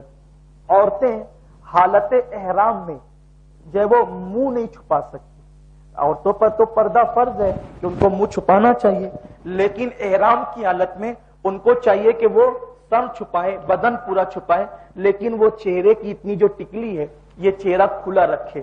اگر عورتیں جان بوجھ کر کے کپڑے سے چہرہ چھپائے گی اور وہ کپڑا چہرے پہ لگے گا تو ان پر کفارہ لازم آئے گا، اس لیے حالت احرام میں چہرہ کھلا رکھنا چاہیے۔ اگر عورت احرام میں چہرہ چھپانا چاہتی ہو تو اس کو چاہیے کہ وہ کیپ جیسی آتی ہے نا، وہ عام طور پہ ملتی ہے، وہ یہاں پہ پہلے وہ باندھے گی اور پھر وہ کپڑا ڈالے گی تاکہ وہ کپڑا اس کے چہرے پہ نہ لگے، لیکن اس میں بھی نیند میں بے احتیاطی ہو سکتی ہے، تو بہتر یہی ہے کہ چہرہ کھلا رکھے۔ اب احرام کی حالت میں عورت کو چہرہ کھلا رکھنے کی اجازت ہے، اجازت نہیں بلکہ اس کو حکم ہے کہ وہ چہرہ کھلا رکھے، کیونکہ یہ اللہ تبارک و تعالیٰ کا امتحان ہے۔ مردوں کو کہا نظریں جھکانا، عورتوں کو کہا کہ چہرہ کھلا رکھنا، یعنی حج کا امتحان یہی سے شروع ہو گیا ہے، اور مردوں کے لیے حکم ہے۔ ارے خود کی عورت جب حرام ہو جاتی ہے احرام میں تو دوسری عورتیں جو پہلے سے حرام ہیں ان کی اوپر نظر اٹھانا کتنا سخت جرم ہوگا۔ تو جو حج جو ہے نا وہ بہت آزمائش اور امتحانوں کا نام ہے، تو اس لیے عورتوں کو چہرہ کھلا رکھنے کی اجازت ہے، لیکن عورتیں جو ہے وہ ہاتھوں کے دستانے پہن سکتی ہے، پیروں میں موزے پہن سکتی ہے، سینڈل جوتی پہن سکتی ہے۔ مردوں کے لیے ایک خاص مسئلہ یہ ہے کہ مرد حالت احرام میں ایسا چپل یا ایسا جوتا نہیں پہن سکتا جس سے پیر کا ابھرا ہوا حصہ چھپ جائے، ابھرا ہوا حصہ نہیں چھپنا چاہیے۔ اس کے لیے اسی لیے مرد حضرات حالت احرام میں ہوائی چپل پہنتے ہیں، جن کو ہم سلیپر کہتے ہیں، وہ پہنتے ہیں حالت احرام کے اندر۔ اسی طریقے سے حالت احرام میں غسل کر سکتے ہیں، احرام کی حالت میں غسل کر سکتے ہیں، لیکن سر کو مل کر نہیں، داڑھی کو مل کر نہیں، صابن لگا کر نہیں، خوشبودار صابن بھی نہیں لگا سکتے، اس سے تو دم آ جائے گا، اور بغیر خوشبو کا صابن وہ بھی میل چھڑانے کی نیت سے استعمال نہیں کر سکتے۔ اچھا، اگر ہم بیت الخلاء سے باہر نکلے تو باہر نکلنے کے بعد وہ جو لکوڈ ہوتا ہے نا، تو اس کو استعمال کر سکتے ہیں ہاتھ دھلنے کے لیے، بدبو کو زائل کرنے کے لیے، جراثیم کے اثرات ختم کرنے کے لیے، اس کا استعمال صرف ہاتھ دھونے کے لیے، اتنا ہاتھ جتنا ہاتھ کو ہم نے بیت الخلاء میں استعمال کیا ہے اس کو استعمال کرنے کی اجازت ہے، وہ جائز ہے۔ اور پھر اس کے بعد خواتین کے لیے ایک مسئلہ اور ہے کہ اگر خواتین سر پر کپڑوں کی گٹھی رکھنا چاہیں تو وہ گٹھی سر کی پہ اٹھا سکتی ہے، مرد نہیں اٹھا سکتا۔ اسی طریقے سے مرد سلا ہوا تعویذ گلے میں یا بازو پر وہ احرام کی حالت میں نہیں باندھ سکتا۔ یہ مسائل ہے جو میں نے ایک ہلکا سا وہ آپ کے سامنے پیش کیا ہے۔ حالت احرام میں مسواک جو ہے وہ کی جا سکتی ہے، مرد اور عورت دونوں کے لیے سنت ہے، کرنا چاہیے۔ البتہ احرام کی حالت کے اندر ایسی چیزیں نہیں کھائی جا سکتی کہ جس کے اندر پکنے کے بعد کوئی سینٹ وغیرہ ڈالا گیا، جیسے میں نے وہ جوس کے لیے بتایا، ایسے کھانوں کے لیے بھی ایسا کوئی سینٹ، جیسے زردے میں پکنے کے بعد مختلف فلاور کا جو ہے وہ سینٹ ڈالا جاتا ہے، وہ پکنے کے بعد اگر ڈالا گیا تو اس کا استعمال آپ نہیں کر سکتے۔ اللہ تبارک و تعالی احرام کی پابندیوں کو نبھانے کی آپ کو ہم سب کو توفیق نصیب فرمائے۔ احرام کی پابندی آپ پر عائد ہو گئی، اب آپ سونا چاہیں تو سو سکتے ہیں۔ مردوں کے لیے نیند کی حالت میں بھی جو ہے وہ چہرے پہ کوئی کپڑا احرام کی حالت میں ڈالنا جائز نہیں ہے۔ اگر نیند کی حالت میں بھی انہوں نے کپڑا بھول سے ڈال دیا، بھول سے ڈالنے پر بھی کفارہ لازم ہوگا۔ یعنی ایسا نہیں کہ یار ہمیں نہیں پتا تھا، ہمیں نہیں معلوم تھا، غلطی سے ہو گیا، غلطی ہوئی اسی لیے تو کفارہ ہوگا، چاہے غلطی جان بوجھ کے ہو چاہے انجانے میں ہو۔ تو نیند میں بھی آپ اپنے چہرے پہ چادر نہیں ڈال سکتے، عورتیں بھی نیند میں اپنے چہرے پہ چادر نہیں ڈال سکتی۔ البتہ کمبل وغیرہ نیند کی حالت میں اوڑھ سکتے ہیں۔ کہاں تک اوڑھ سکتے ہیں؟ جہاں تک کہ چہرہ نہیں ہے وہاں تک کہ پورے بدن پر کمبل وغیرہ اوڑھا جا سکتا ہے۔ ٹھنڈی کا موسم ہو تو شال وغیرہ بھی مرد اور عورتیں احرام کے اوپر سے اوڑھ سکتے ہیں، اس میں کوئی حرج کی بات نہیں ہے۔ اگر زکام ہو جائے تو زکام میں ناک بہتی ہے تو لوگ جو ہے وہ کپڑے سے پوچھتے ہیں۔ احرام کی حالت میں کپڑے سے ناک چہرہ نہیں پوچھ سکتے، اس کے لیے آپ ٹیشو کا استعمال کریں۔ مرد ہو یا عورت احرام کی حالت میں یا وضو کرنے کے بعد کپڑے کا استعمال اس طریقے سے منہ پر نہیں کر سکتے، یہ جائز نہیں ہے، اس کی اجازت نہیں ہے۔ اگر آپ نے کپڑے کا استعمال کیا تو کفارہ لازم آئے گا، اور کفارے کی مختلف صورتیں جو میں نے آپ کو بتائی ہے وہ آپ کے ذہن میں ہونی چاہیے۔ کبھی کبھی ہم کو ڈر لگتا ہے کہ جب غلطی ہوگی تب دم لازم آئے گا، تو تب دم لازم نہیں آتا۔ دم کے لیے الگ صورتیں ہیں، ہر مرتبہ غلطی پر جو کفارہ آتا ہے وہ کفارے کی الگ الگ صورتیں۔ انشاءاللہ کل اور پرسوں بھی یہ سلسلہ جاری رہے گا، تو ہم آپ کو سوال کرنے کی اجازت دیں گے انشاءاللہ، اور اس میں آپ کو ہم بتائیں گے کہ آپ کے لیے جو ہے وہ کیا کفارہ کب لازم ہو سکتا ہے۔ اس کو ذہن میں رکھنا خاص ضروری ہے کہ آپ کے لیے کون سا کفارہ کب لازم ہو سکتا ہے۔ ہر غلطی پر دم نہیں ہوتا، اس کا خیال رکھیں۔ دم کب ہوتا ہے اس کی وضاحت آگے آئے گی انشاءاللہ۔ اب پر فلائٹ چل رہی ہے، آپ ذکر اذکار کریں، دعائیں کریں، سونا چاہیں تو آپ سو سکتے ہیں۔ اس کے بعد جب آپ جدہ اتریں گے، جدہ اترنے کے بعد اگر اللہ آپ پہ کرم فرمائے تو آپ کا کام 10 منٹ سے 15 منٹ میں بھی ہو سکتا ہے، آپ باہر نکل جائیں گے۔ لیکن اگر کبھی آزمائش ہو گئی تو آپ 8 گھنٹے بھی بٹھائے جا سکتے ہیں، کیونکہ بھیڑ بہت ہوتی ہے، اور وہ اتنے نکمے ہوتے ہیں سعودی کام کرنے والے، وہ سگریٹ پیئیں گے، بات کریں گے، پھر ایک ٹھپا لگائیں گے، پھر اٹھ کر ادھر جائیں گے، پھر اتنی وہ موڈ آف ہوتا ہے ان لوگوں کے اوپر، لیکن صبر کا وہ ہونا ہوتا ہے۔ کچھ لوگ ایسے ہوتے ہیں کہ وہ جلدی جلدی بھی کر دیتے ہیں، لیکن بہت وہ شاہی مزاج جس کو کہتے ہیں نا، ایسی طبیعت ہے، موڈ میں ہے تو فٹافٹ کریں گے، اور نہیں تو ادھر بات کریں گے، ادھر فون پہ بات کریں گے۔ لوگ کھڑے ہیں، اب آپ احتجاج بھی نہیں کر سکتے۔ انڈیا ہو تو تھوڑی سی زگ زگ بگ بگ تک بھی ہو سکتی ہے، لیکن وہاں کیا کریں گے آپ؟ تو ایسی صورت میں اگر آپ کا کام 10 منٹ میں بھی ہو سکتا ہے، آدھے گھنٹے میں ہو سکتا ہے۔ ایک مرتبہ کا واقعہ ہے کہ ہم لوگ جب گئے تھے عمرہ پر، غالباً ہمارے جمیل بھائی تھے، حسن مقادم صاحب تھے، اور میں سمجھتا ہوں کہ بہت نور بھائی بھی ہمارے تھے، بڑی تعداد تھی ہم لوگوں کی ایک ساتھ تھے۔ 8 گھنٹہ کم و بیش ہم کو بٹھا کے رکھا تھا، اور وہ اس کے لیے امیگریشن کے لیے، سکہ لگانے کے لیے، باہر نکالنے کے لیے، اور وہ سارا سامان جو ہے سب ہم لوگوں نے لگیج میں ڈال دیا، کھانے پینے کی ساری چیزیں، چھوٹے بچے بھی ساتھ میں تھے۔ پانی خریدنے کے لیے جا رہے ہیں تو پانی 5 ریال کا پانی، اور وہ اتنے سارے لوگ کس کو پلائیں پانی، کیا کریں؟ تو ایسی حالت میں بڑی دشواری ہو گئی تھی۔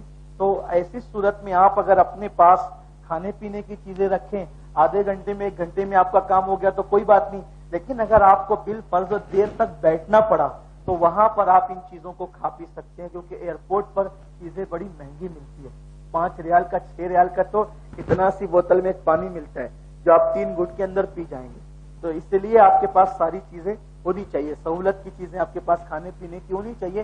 اللہ آپ کے سفر کو آسان کرے۔ ویسے ہمیشہ آپ کو 8 گھنٹہ نہیں بٹھایا جاتا، آپ آدھے گھنٹے میں بھی آپ کا کام ہو سکتا ہے، 10 منٹ میں بھی آپ کا کام ہو سکتا ہے، لیکن کبھی ایسا بھی ہو سکتا ہے کہ دیر تک آپ کو بیٹھنا پڑے، آپ کو صبر کرنا پڑے گا۔ احرام کی حالت میں استنجا، پاخانہ پیشاب آپ سب کر سکتے ہیں، لیکن اب آپ جدہ پہنچے تو جدہ میں بھی ایسا ہی ہوتا ہے کہ کچھ ٹوائلٹس ایسی ہوتی ہے جو انگریزی ہوتی ہے اور کچھ انڈین بھی وہاں بنی ہوتی ہے، تو آپ وہاں پر دیکھیں گے تو ہوگا۔ اور اگر آپ کو کہیں ایسا ہو کہ انڈین نہ ملے تو آپ کو پریشان ہونے کی کوئی ضرورت نہیں۔ اب اتنے کپڑے آپ کیسے سنبھالیں گے، کیسے بیٹھیں گے، کوئی مسئلہ نہیں کہ آپ اتار سکتے ہیں، یہ بھی اتار سکتے ہیں، یہ بھی اتار سکتے ہیں۔ حالانکہ اس کو اتارنے کا حکم نہیں ہے، لیکن آپ کے کپڑے کی گندگی سے میلے نہ ہو جائیں، اس لیے کیونکہ آپ کو اس پہ بیٹھنا نہیں آتا نا۔ اکثر لوگ ہمارے مالیگاؤں کے ہمارے گھروں میں عام طور پر انگریزی ٹوائلٹ ہے ہی نہیں، انگلش نہیں ہے، تو بیٹھنے کا مزاج کیوں ہوتا ہے بڑے بوڑھوں کا، تو وہ پریشان ہو جاتے ہیں۔ تو ایسی صورت میں آپ یہ بھی لٹکا دیں، وہاں لٹکانے والا ہوتا ہے،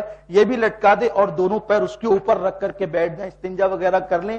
اس کو اتار کر رکھنے سے یا اس کو اتار کے رکھنے سے آپ کا احرام ختم نہیں ہوگا، آپ کے احرام کی نیت ٹوٹے گی نہیں۔ لوگ کیا سمجھتے ہیں، ارے چادر ہٹا لی تو احرام کی نیت ختم ہو جائے گی، نہیں، یہ چادر احرام کی چادر ہے، لیکن اصل جو ہے وہ احرام نیت کو کہتے ہیں، اصل احرام نیت کو کہتے ہیں۔ تو آپ اس کو اتار کر بھی استنجا وغیرہ کر سکتے ہیں، اس کے بعد آپ پھر باندھ لیں اندر، اور اس کے بعد پھر اس کو اسی طرح اوڑھ لیں، وضو وغیرہ کر لیں۔ اب آپ جو ہے وہ باہر جیسے نکلیں گے تو آپ کا سارا سامان جو ہے وہ پہلے سے آ کر کے وہاں پڑا رہے گا، اور بیگ پر بڑے الفاظ میں یہیں سے آپ کو اپنا نام لکھ لینا چاہیے، وہ نشانی رہتی ہے۔ کوئی کپڑا وغیرہ بھی نشانی کا باندھ لینا چاہیے تو وہاں ڈھونڈنے میں آسانی ہوتی ہے۔ تو سارا سامان وہاں پہ آپ کا پہلے سے پڑا ہوا رہے گا، آپ ویل چیئر وہ جو ہے وہ لے لیں، اور اس کے بعد وہ لینے کے بعد ٹرالی لینے کے بعد اس میں اپنا سامان رکھیں۔ آپ جیسے ہی باہر نکلیں گے تو معلم کی بسیں وہاں پر پہلے سے موجود ہوگی، وہ آپ کو وہاں آدمی موجود رہے گا، معلم کی بس میں بٹھائے گا، اور پھر آپ مکہ المکرمہ جائیں گے۔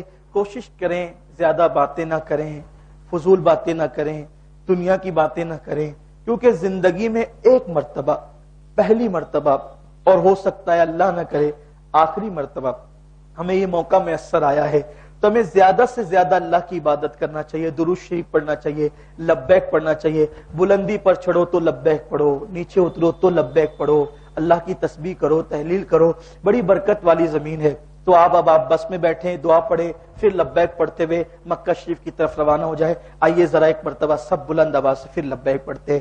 لبیک اللہم لبیک، لبیک لا شریک لک لبیک، ان الحمد والنعمت لک والملک لبیک اللہم لبیک، لبیک لا شریک لک لبیک، ان الحمد والنعمت لک والملک لا شریک لبیک اللہم لبیک، لبیک لا شریک لک لبیک، ان الحمد والنعمت لک والملک لا شریک۔ لبیک پڑھتے ہوئے 70 کلومیٹر ہے مکہ شریف، 1 گھنٹے میں عام طور پہ آ جاتا ہے، وہاں اتریں گے۔ اگر آپ عزیزیہ میں رکے ہیں تو وہاں پہ پھر آپ کو روم تقسیم ہوگا، ٹور میں گئے ہیں تو مکہ شریف میں جہاں بھی آپ رکے ہیں آپ اپنا روم لے لیں، اس کے بعد سامان وغیرہ سب سیٹ کر دیں اور لبیک پڑھتے رہے، ذکر اذکار کرتے رہیں۔ جو لوگ عزیزیہ میں رکتے ہیں ان کے لیے 24 گھنٹہ بس کی سروس ہوتی ہے، فری سروس ہوتی ہے، وہ آپ کو وہاں سے لا کر کے حرم تک پہنچاتے ہیں، پھر یہاں سے لے جاتے ہیں وہ ساری چیزیں۔ اب آپ کو یہاں کچھ تھوڑی سی تجربات جو ہمارے حاجی صاحبان کو حاصل ہے، جو ہم نے اپنے بڑوں سے سنا ہے، اس کے مطابق آپ کو کچھ بتاتے ہیں۔ سامان رکھ دیے، اگر آپ بالکل فریش ہے، تازہ دم ہے، آپ کو تھکن نہیں ہے، تو آپ عمرہ کے لیے نکل پڑیں۔ اور اگر آپ تھکے ہوئے ہیں، کھا لے پی لیں، سو جائیں، 2-3 گھنٹے آرام کر لیں، یعنی تھکن اتار کر عمرہ کے لیے جائیں، کیونکہ 2 گھنٹے پھر مسلسل آپ کو دوڑنا بھاگنا ہے۔ تو آدمی کیا کرتا ہے، جیسے ہی وہاں پہنچے کچھ لوگ جذبات میں تھے، چلو چلو چلو چلو، آئے اسی لیے آئے ہیں، پھر وہاں جاتے ہیں، جیسے ایک چکر ہوتا ہے، پھر اس کے بعد بجھ جاتے ہیں، اور پھر دل میں معاذ اللہ خیال آنے لگتا ہے، رہے یار تھوڑا سا آرام کر لیتے تو اچھا ہوتا۔ اور تھکے تھکے دل سے، جس میں خوشی و خضوع نہ ہو، پھر عبادت میں مزہ نہیں آتا۔ تو آپ کو فوراً عمرہ کرنے کے لیے شریعت نے مجبور نہیں کیا ہے۔ اگر آپ میں واقعی طاقت ہے، قوت ہے تو کریں، ورنہ اگر آپ تھک گئے ہیں تو آپ آرام کر لیں، آرام کرنے کے بعد پھر کریں۔ اب آپ نے آرام کر لیا یا آپ جانا چاہتے ہیں حرم میں، تو آپ تازہ وضو کریں، ہو سکے تو غسل کر لیں، افضل ہے۔ لیکن غسل ایسا ہی بس بدن پہ پانی بہانا جس کو کہتے ہیں، بس یہی، مل نہیں سکتے، میل نہیں چھڑا سکتے، صابن کا استعمال نہیں کر سکتے۔ اب آپ ہوٹل سے نکل رہے ہیں، ہوٹل سے نکلتے وقت حاجی صاحبان اور ساری حجن صاحبان ایک بات کو آپ ذہن نشین کریں گے کہ بات یہ ہے کہ ہوٹل کے کاؤنٹر سے آپ وہ اس کا جو کارڈ ہوتا ہے نا، اس کے پتے کا، ایڈریس کا جو کارڈ ہوتا ہے وہ ساتھ میں لیں، اور جتنے افراد ہیں سب کو تقسیم کریں۔ بلکہ میرا مشورہ تو یہ ہے کہ جتنے افراد ہیں ان سب کے پاس موبائل ہونا چاہیے۔ اس سے سہولت کیا ہوتی ہے کہ اگر حرم میں کوئی گم جائے، بس اللہ کی بڑی آزمائش ہے کسی کا حرم میں گم جانا، آپ ڈھونڈ ہی نہیں سکتے، نہیں ڈھونڈ سکتے آپ حرم میں گمنے والے کو۔ آدمی کے لیے بڑے مسائل ہیں، زبان ہی نہیں آتی ہمیں ان کی، ہماری زبان ان کو نہیں آتی ہے، تو اس لیے اپنے پاس موبائل ہونا چاہیے، سب کے پاس ہو، تاکہ ہم فوری طور پر ایک دوسرے سے رابطہ کر سکے کہ میں کہاں ہوں۔ یہ چیزیں میرے خیال سے 50 ریال کا 30 ریال کا کارڈ وہاں پہ ملتا ہے، یا یہیں سے بھی آپ ایئرپورٹ سے بھی خرید سکتے ہیں، یہاں بھی ملتا ہے، تو آپ لے لیں اس کو۔ 30-40 ریال 50 ریال کوئی زیادہ مشکل بات نہیں ہے، لیکن اس سے آپ کو آسانی رہے گی، اور جو ہے وہ آپ کے پاس ہونا چاہیے۔ اور ہوٹل کا کارڈ، اگر اللہ نہ کرے آپ میں سے کوئی گم ہو جائے تو آپ کو بات کرنے کی ضرورت نہیں، آپ اگر کسی کو ہوٹل کا کارڈ بتا دیں تو وہ آپ کو برابر اپنی ہوٹل پہ لا کے پہنچا سکتے ہیں، ہر ایک کے پاس ہونا چاہیے۔ پھر جب آپ اپنے روم سے نکلنے لگے تو آپ اپنی بلڈنگ کو دیکھ لیں، نشانی لگا لیں، ایک دوسرے کو بتا دے، دیکھو یہاں پر جوس کی دکان ہے، یہاں پر پیزا کی دکان ہے، اس کا یہ نام ہے، اگر کبھی آنا پڑے تو یہ پتا چلا۔ ایسا ہو کہ بار بار جانے والا آدمی بھی کبھی گلی بھول گیا، وہ گھومتے ہی رہے گا، وہ گھومتے ہی رہے گا، مسئلہ ہو جائے گا۔ تو اس لیے جو ہے وہ کچھ نشانی متعین کر لیں کہ جیسے یہاں یہ ہے، یہاں یہ ہے، تاکہ آپ جب واپس آئیں تو آپ کے لیے کوئی مشکل نہ رہے۔ یہ چھوٹی سی بات، یہ بات ہے چھوٹی سی، لیکن کبھی کبھی بڑے بوڑھوں کے لیے اور پہلی مرتبہ جانے والوں کے لیے کچھ مشکلات پیدا کرتی ہے۔ پھر اب آپ نکلیں گے، نکلنے کے بعد جو ہے وہ آپ درود شریف پڑھتے ہوئے، لبیک پڑھتے ہوئے نکلیں گے۔ پڑھیے سب لوگ ذرا بلند آواز سے جوش میں پڑھیے، لبیک اللہم لبیک شریک لک لبیک ان الحمد والنعمت لک والملک لا شریک لک لبیک اللہم لبیک لبیک لا شریک لک لبیک ان الحمد والنعمت لک والملک لا شریک لک لبیک اللہم لبیک لبیک لا شریک لک لبیک ان الحمد والنعمت لک والملک لا۔ پرانی جو کتابیں ہیں اس میں لکھا ہوا ہے کہ باب السلام سے داخل ہونا سنت ہے، تو پرانی کتابوں میں پڑھ کر اب ہم باب السلام وہاں ڈھونڈتے رہتے ہیں، تو باب السلام ہی ڈھونڈتے رہ جاتے ہیں، باب السلام نظر ہی نہیں آتا۔ اس لیے پہلی بات تو یہ کہ جو اصل باب السلام تھا وہ حرم کے اندر آ گیا، اور حرم بہت بڑا ہو گیا، اس سے بہت دور چلا گیا، ایک بات۔ دوسری بات یہ جو باب السلام اب ہے، تو اس سے آپ جب اندر آتے ہیں تو لوگ صفا مروہ کی وہاں صحیح کر رہے ہوتے ہیں، تو اکثر وہاں پر وہ دروازہ بند رہتا ہے، کھلا رہتا ہے، تو وہاں متوا بیٹھا ہوتا ہے، شورتا ہوتا ہے، وہ آپ کو اندر آنے نہیں دیتا۔ اس لیے اب یہ ہے کہ آپ کو جس دروازے سے جو آپ کا گھر قریب پڑتا ہے، آپ کی بلڈنگ قریب پڑتی ہے، یا بس والا جہاں آپ کو لاتا ہے، جس دروازے سے آپ داخل ہونا چاہیں داخل ہوں، آپ کوشش یہ کریں کہ بڑے دروازوں سے داخل ہوا کریں. آپ کوشش کریں کہ بڑے دروازوں سے داخل ہوا کریں. تقریباً 6 دروازے بڑے بڑے ہیں، تو ان دروازوں سے داخل ہوں. اور اگر چھوٹے دروازے سے داخل ہو تو پہلے آپ اس کا نمبر دیکھ لیں. حالانکہ کوشش یہی ہونی چاہیے کہ بڑے دروازے سے داخل ہو تو نکلنے میں ہمیں آسانی ہوتی ہے، کیونکہ بڑے دروازے جو ہیں تو ان کی پارٹی اندر بھی حرم میں لگی ہوئی ہے، نشانی ہے، تو ہم کو وہ پڑھ کر کے اس سے باہر نکلنے میں آسانی ہوتی ہے. ایک بات. دوسری بات یہ کہ چپل کے لیے کوئی آپ کے پاس ایسا بیگ ہونا چاہیے جو آپ پیٹھ پر ورنہ آپ جتنی مرتبہ جائیں گے ہر مرتبہ آپ کو نئی چپل خریدنی پڑے گی یا نکالنی پڑے گی. لوگ کیا کرتے ہیں، وہ جس کی دیکھتے ہیں وہ اٹھا کر کے لے کے چلے جاتے ہیں. لوگ نہیں بھی لے کے جاتے ہیں تو ایسا بھی ہوتا ہے کہ صاف صفائی کرنے والے وہ ساری چپلوں کو اٹھا کر کے باہر پھینک دیتے ہیں. تو اس لیے چپل اگر آپ کے اپنے پاس بندی ہو یا پیچھے رہے تو اچھا رہے گا، ورنہ لوگ ہاتھ میں لے کر کے طواف کرتے ہیں، بہت برا لگتا ہے. اتنا ہم اپنی چپلوں کو اپنی مسجدوں کے اندر نہیں لاتے اور لوگ مسجد حرام میں ایسی چپل لے کر کے جو ہے وہ طواف کرتے پھرتے ہیں. یہ نہیں ہونا چاہیے. ایک ایسا بیگ آپ کے پاس ہو جو آپ کی پیٹھ پر آپ اس کو آسانی کے ساتھ لٹکا سکے یا آپ اس طریقے سے اس کو باندھ سکے، اس میں آپ اپنی چپل رکھ دیں تاکہ آپ کو چپل کا کوئی ٹینشن نہ ہو. جس دروازے سے چاہے آپ داخل ہو جائیں، لیکن جب آپ داخل ہو رہے ہوں لبیک پڑھتے ہوئے تو آپ کی نظریں نیچی ہو، ادھر ادھر پریشان نظری سے نہ دیکھیں، اور آپ کوشش کریں کہ آپ اندر اندر اندر اندر آتے جائیں. پھر اس کے بعد جب آپ ایک ایسا مقام آئے گا کہ آپ نظریں نیچی ہوگی اور کھلا آسمان آپ کو دکھائی دے گا، تو آپ ایسی صورت میں کہیں دائیں بائیں ہو جائیں، رستے سے ہٹ جائیں اور وہیں پر آپ کھڑے ہو جائیں. کھڑے ہو کر کے آپ کو پہلی نظر کعبے پہ اٹھانا ہے. اچانک اٹھ جائے گی وہ لطف نہیں آئے گا، لیکن آپ نظریں جھکا کر کے بالکل کعبے کو نہ دیکھتے ہوئے ایسے جائیں گے خاموشی سے. اس کے بعد آپ ایک ایسے مقام پہ کھڑے ہو جائیں جہاں سے آپ کو کوئی ہٹا نہ سکے، کوئی چلتا پھرتا آپ کو دھکا نہ دے سکے. اطمینان سے کھڑے ہو جائیں اور کھڑے ہو کر کے پھر اہتمام کے ساتھ آپ کعبے پر نظر اٹھائیں. یہ کعبۃ اللہ شریف نہیں ہے، کعبے کا ماڈل ہے، لیکن صرف سمجھانے کے لیے، تشبیہ کے لیے نہیں، ملانے کے لیے نہیں، صرف سمجھانے کے لیے بنایا گیا ہے تاکہ آپ اس کو سمجھ سکیں.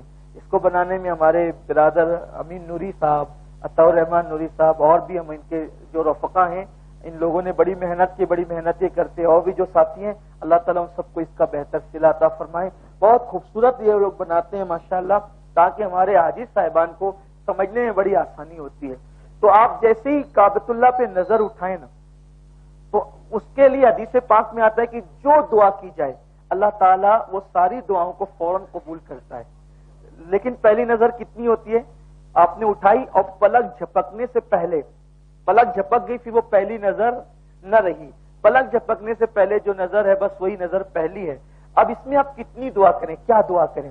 تو اس سلسلے میں امام الائمہ سیدنا امام زین العابدین علی جدی والد سلام فرماتے ہیں، جب تمہاری نظر کعبے پہ پہلی پڑے تو ایک ایسی دعا کر لو جس سے ساری زندگی کا بیڑا پار ہو جائے. اے اللہ، میں تجھ سے جب بھی جو دعا کروں تو میری ہر دعا قبول فرما. اب ہر دعا قبول کی جب یہ ایک دعا قبول ہو جائے نا کہ اللہ تو میری ہر دعا قبول فرما، تو زندگی میں جب بھی ہم دعا کریں گے تو اللہ تعالیٰ ہر دعا کو قبول فرمائے گا. پھر اس کے بعد جو دعا کرنا چاہیں، ایمان پہ سلامتی کی دعا کریں وغیرہ وغیرہ، کعبے کو دیکھتے رہیں. لیکن سچی بات یہ ہے، کتابوں میں لکھنے والوں نے لکھ دیا، بولنے والے تقریروں میں بولتے رہتے ہیں، لیکن اصل چیز یہ ہے کہ جب کعبے پر پہلی نظر پڑتی ہے، اللہ نے اس گھر میں کیا کشش رکھی ہے، کیا روحانیت رکھی ہے کہ سخت سے سخت دل انسان بھی جب کعبے پر پہلی نظر ڈالتا ہے وہ سب بھول جاتا ہے، وہ صرف روتا ہے، اس کی آنکھیں سوائے اشک بہاتی ہے. اور پتہ نہیں یہ جذبات کہاں سے آتے ہیں. میں نے بہت سخت دل والوں کو بھی وہاں پھوٹ پھوٹ کے روتے دیکھا ہے. یہ چار دیواری میں خدا نے کیا تاثیر رکھی ہے کہ اس پہ نظر پڑتی ہے اور آنسو بہنے لگتے ہیں. لیکن آپ جلدی نہ کریں، لوگ بہت جلدی کرتے ہیں. کھڑے رہیں، آنسوؤں کو بہنے دیں، اس لیے کہ یہ وہ مقام ہے جہاں آنے کے لیے ہم پوری زندگی دعائیں کرتے رہے. اللہ ایک مرتبہ دکھا دے، ہم یہ دعا کرتے رہے، ایک بار دکھا دے. اور وہاں جاتے ہیں تو بے صبرے ہو جاتے ہیں، شیطان کا شکار ہو جاتے ہیں. ہر چیز جلدی جلدی جلدی جلدی. کائے کی جلدی ہے بھائی؟ کیا کرنا ہے، کیا کام کرنا ہے، آپ کو جانا کہاں ہے؟ کارخانہ جانا ہے، سائزنگ جانا ہے، کرانہ دکان جانا ہے، میڈیکل جانا ہے، اسکول پڑھانا ہے، کیا کرنا ہے؟ کچھ کام نہیں ہے. ہم یہاں صرف عبادت کے لیے آئے. رکیے، ٹھہریے، دیکھیے، روتے رہیے، دعائیں کرتے رہیے، اللہ کی بارگاہ میں آخرت سنورنے کی دعا کریں، ربنا آتنا فی الدنیا حسنہ وفی الآخرۃ حسنہ، دنیا آخرت سب مانگے اللہ سے، اور پھر کعبۃ اللہ شریف کو جی بھر کر دیکھیں، اطمینان سے دیکھیں، دعائیں کریں۔ اب آپ جب کعبے کو دیکھ چکے، جب آپ کی نظر کعبے پہ پڑ گئی تو اب آپ کی لبیک بند ہو گئی۔ عمرہ والوں کی لبیک، کعبے پہ نظر پڑی، اب آپ لبیک نہیں پڑیں گے، اب آپ کی لبیک کعبے پہ نظر پڑنے کے بعد ختم ہو گئی۔ اب تھوڑا سا کعبے کا یہ کعبہ چار دیواری کو کعبہ کہتے ہیں، اس کی دیواریں برابر برابر نہیں ہیں، کچھ دیواروں میں فرق ہے۔ کعبۃ اللہ شریف کم و بیش 8 یا 9 مرتبہ تعمیر کیا گیا ہے، 8 یا اب تک کا کعبہ کم و بیش 8 یا 9 مرتبہ تعمیر کیا گیا ہے، اور کعبہ سب سے پہلے جو تعمیر ہوا ہے اس کو فرشتوں نے تعمیر کیا تھا۔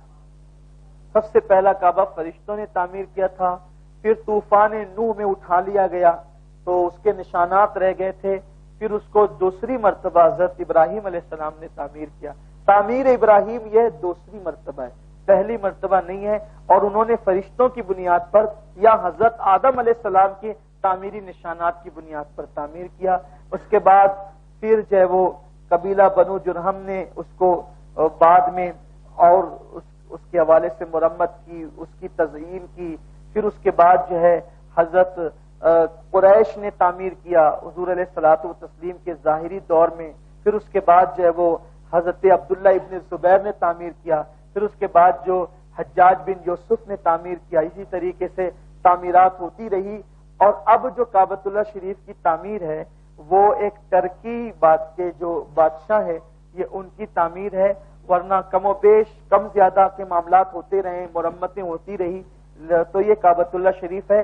یہ جو دیواریں ہیں اس کو کعبہ نہیں کہتے، بلکہ کعبہ زمین کے اصل اس حصے کا نام ہے جو زمین کا بالکل بیچ سینٹر ہے، اس کو کعبہ کہتے ہیں۔ یہ دیواریں تو صرف ایک نشان ہے، دیواریں ایک نشان ہے، اسی لیے کعبے کی دیواریں تو چند فٹ کی ہے، لیکن اس کے اوپر بھی لوگ جو نماز پڑھتے تو کعبے کی طرف رک کر کی پڑھتے ہیں، وہاں تو دیوار نہیں ہے لیکن وہ فضا میں نماز پڑھتے ہیں، تو پتہ چلا کہ دیواروں کا نام کعبہ نہیں، یہ نشان کعبہ ہے۔ اصل کعبہ جو ہے وہ زمین کے اس خطے کا نام ہے جو نیچے نیچے نیچے تحت الثری تک اور اوپر اوپر اوپر عرش اعظم تک وہ پورا کعبہ ہی ہے۔ اللہ نہ کرے، ہزار بار نہ کرے کہ کبھی کعبے کی دیواریں ٹوٹ بھی جائے تو بھی مسلمان جب نماز پڑھیں گے تو اسی طرف رک کر کے پڑھیں گے، کیونکہ کعبے کی دیواروں کا نام کعبہ نہیں بلکہ زمین کے اس ٹکڑے کا نام کعبہ ہے جو بالکل بیچ سینٹر کے اندر موجود ہے۔ تو یہ کعبۃ اللہ کی 4 دیواریں ہیں۔ 4 دیواروں میں یہ پہلا کونا ہے نشانی کے لیے، جس کونے کے اندر حجر اسود لگا ہوا ہے، جس کونے کے اندر، اس کونے کو رکن کہتے ہیں۔ کعبے کے جو چاروں کونے ہیں ان کو کیا کہتے ہیں؟ رکن کہتے ہیں۔ رکن کیا کہتے ہیں؟ بولیے ذرا سب مل کے، کیا کہتے ہیں؟ رکن کہتے ہیں۔ تو یہ جو پہلا کونا ہے جس میں حجر اسود لگا ہے اس کو رکن اسود کہتے ہیں۔ رکن اسود اس کو کیوں کہتے ہیں؟ کیونکہ اس کے اندر حجر اسود لگا ہوا ہے، اور یہ کونا سب سے افضل ترین کونا ہے، اور یہ حجر اسود والے کونے کو رکن اسود کہتے ہیں، اور اس کو رکن ہندی بھی کہتے ہیں۔ اس کو رکن ہندی اس لیے کہتے ہیں کہ اسی طرف ہمارا ملک ہندوستان ہے، اس لیے اس کو رکن ہندی بھی کہتے ہیں۔ اور الحمدللہ ہم ہندوستان والے جس طرف رک کر کے نماز پڑھتے ہیں وہ سب سے افضل کونا ہے جدھر حجر اسود لگا ہوا ہے، یعنی ہم لوگ جب نماز پڑھتے تو ہمارا رخ جو ہے وہ اسی کونے کی طرف ہوتا ہے۔ الحمدللہ تعالی، اللہ تعالیٰ کا یہ فضل ہے، الحمدللہ علی احسانی۔ تو یہ رکن اسود ہے۔ اب یہ رکن اسود جو ہے اس کے جو دائیں طرف ہے، اس کے جو دائیں طرف ہے اس کو رکن عراقی کہتے ہیں۔ اس کو رکن عراقی اس لیے کہتے ہیں، دائیں طرف اس کے طرف وہ ملک عراق ہے۔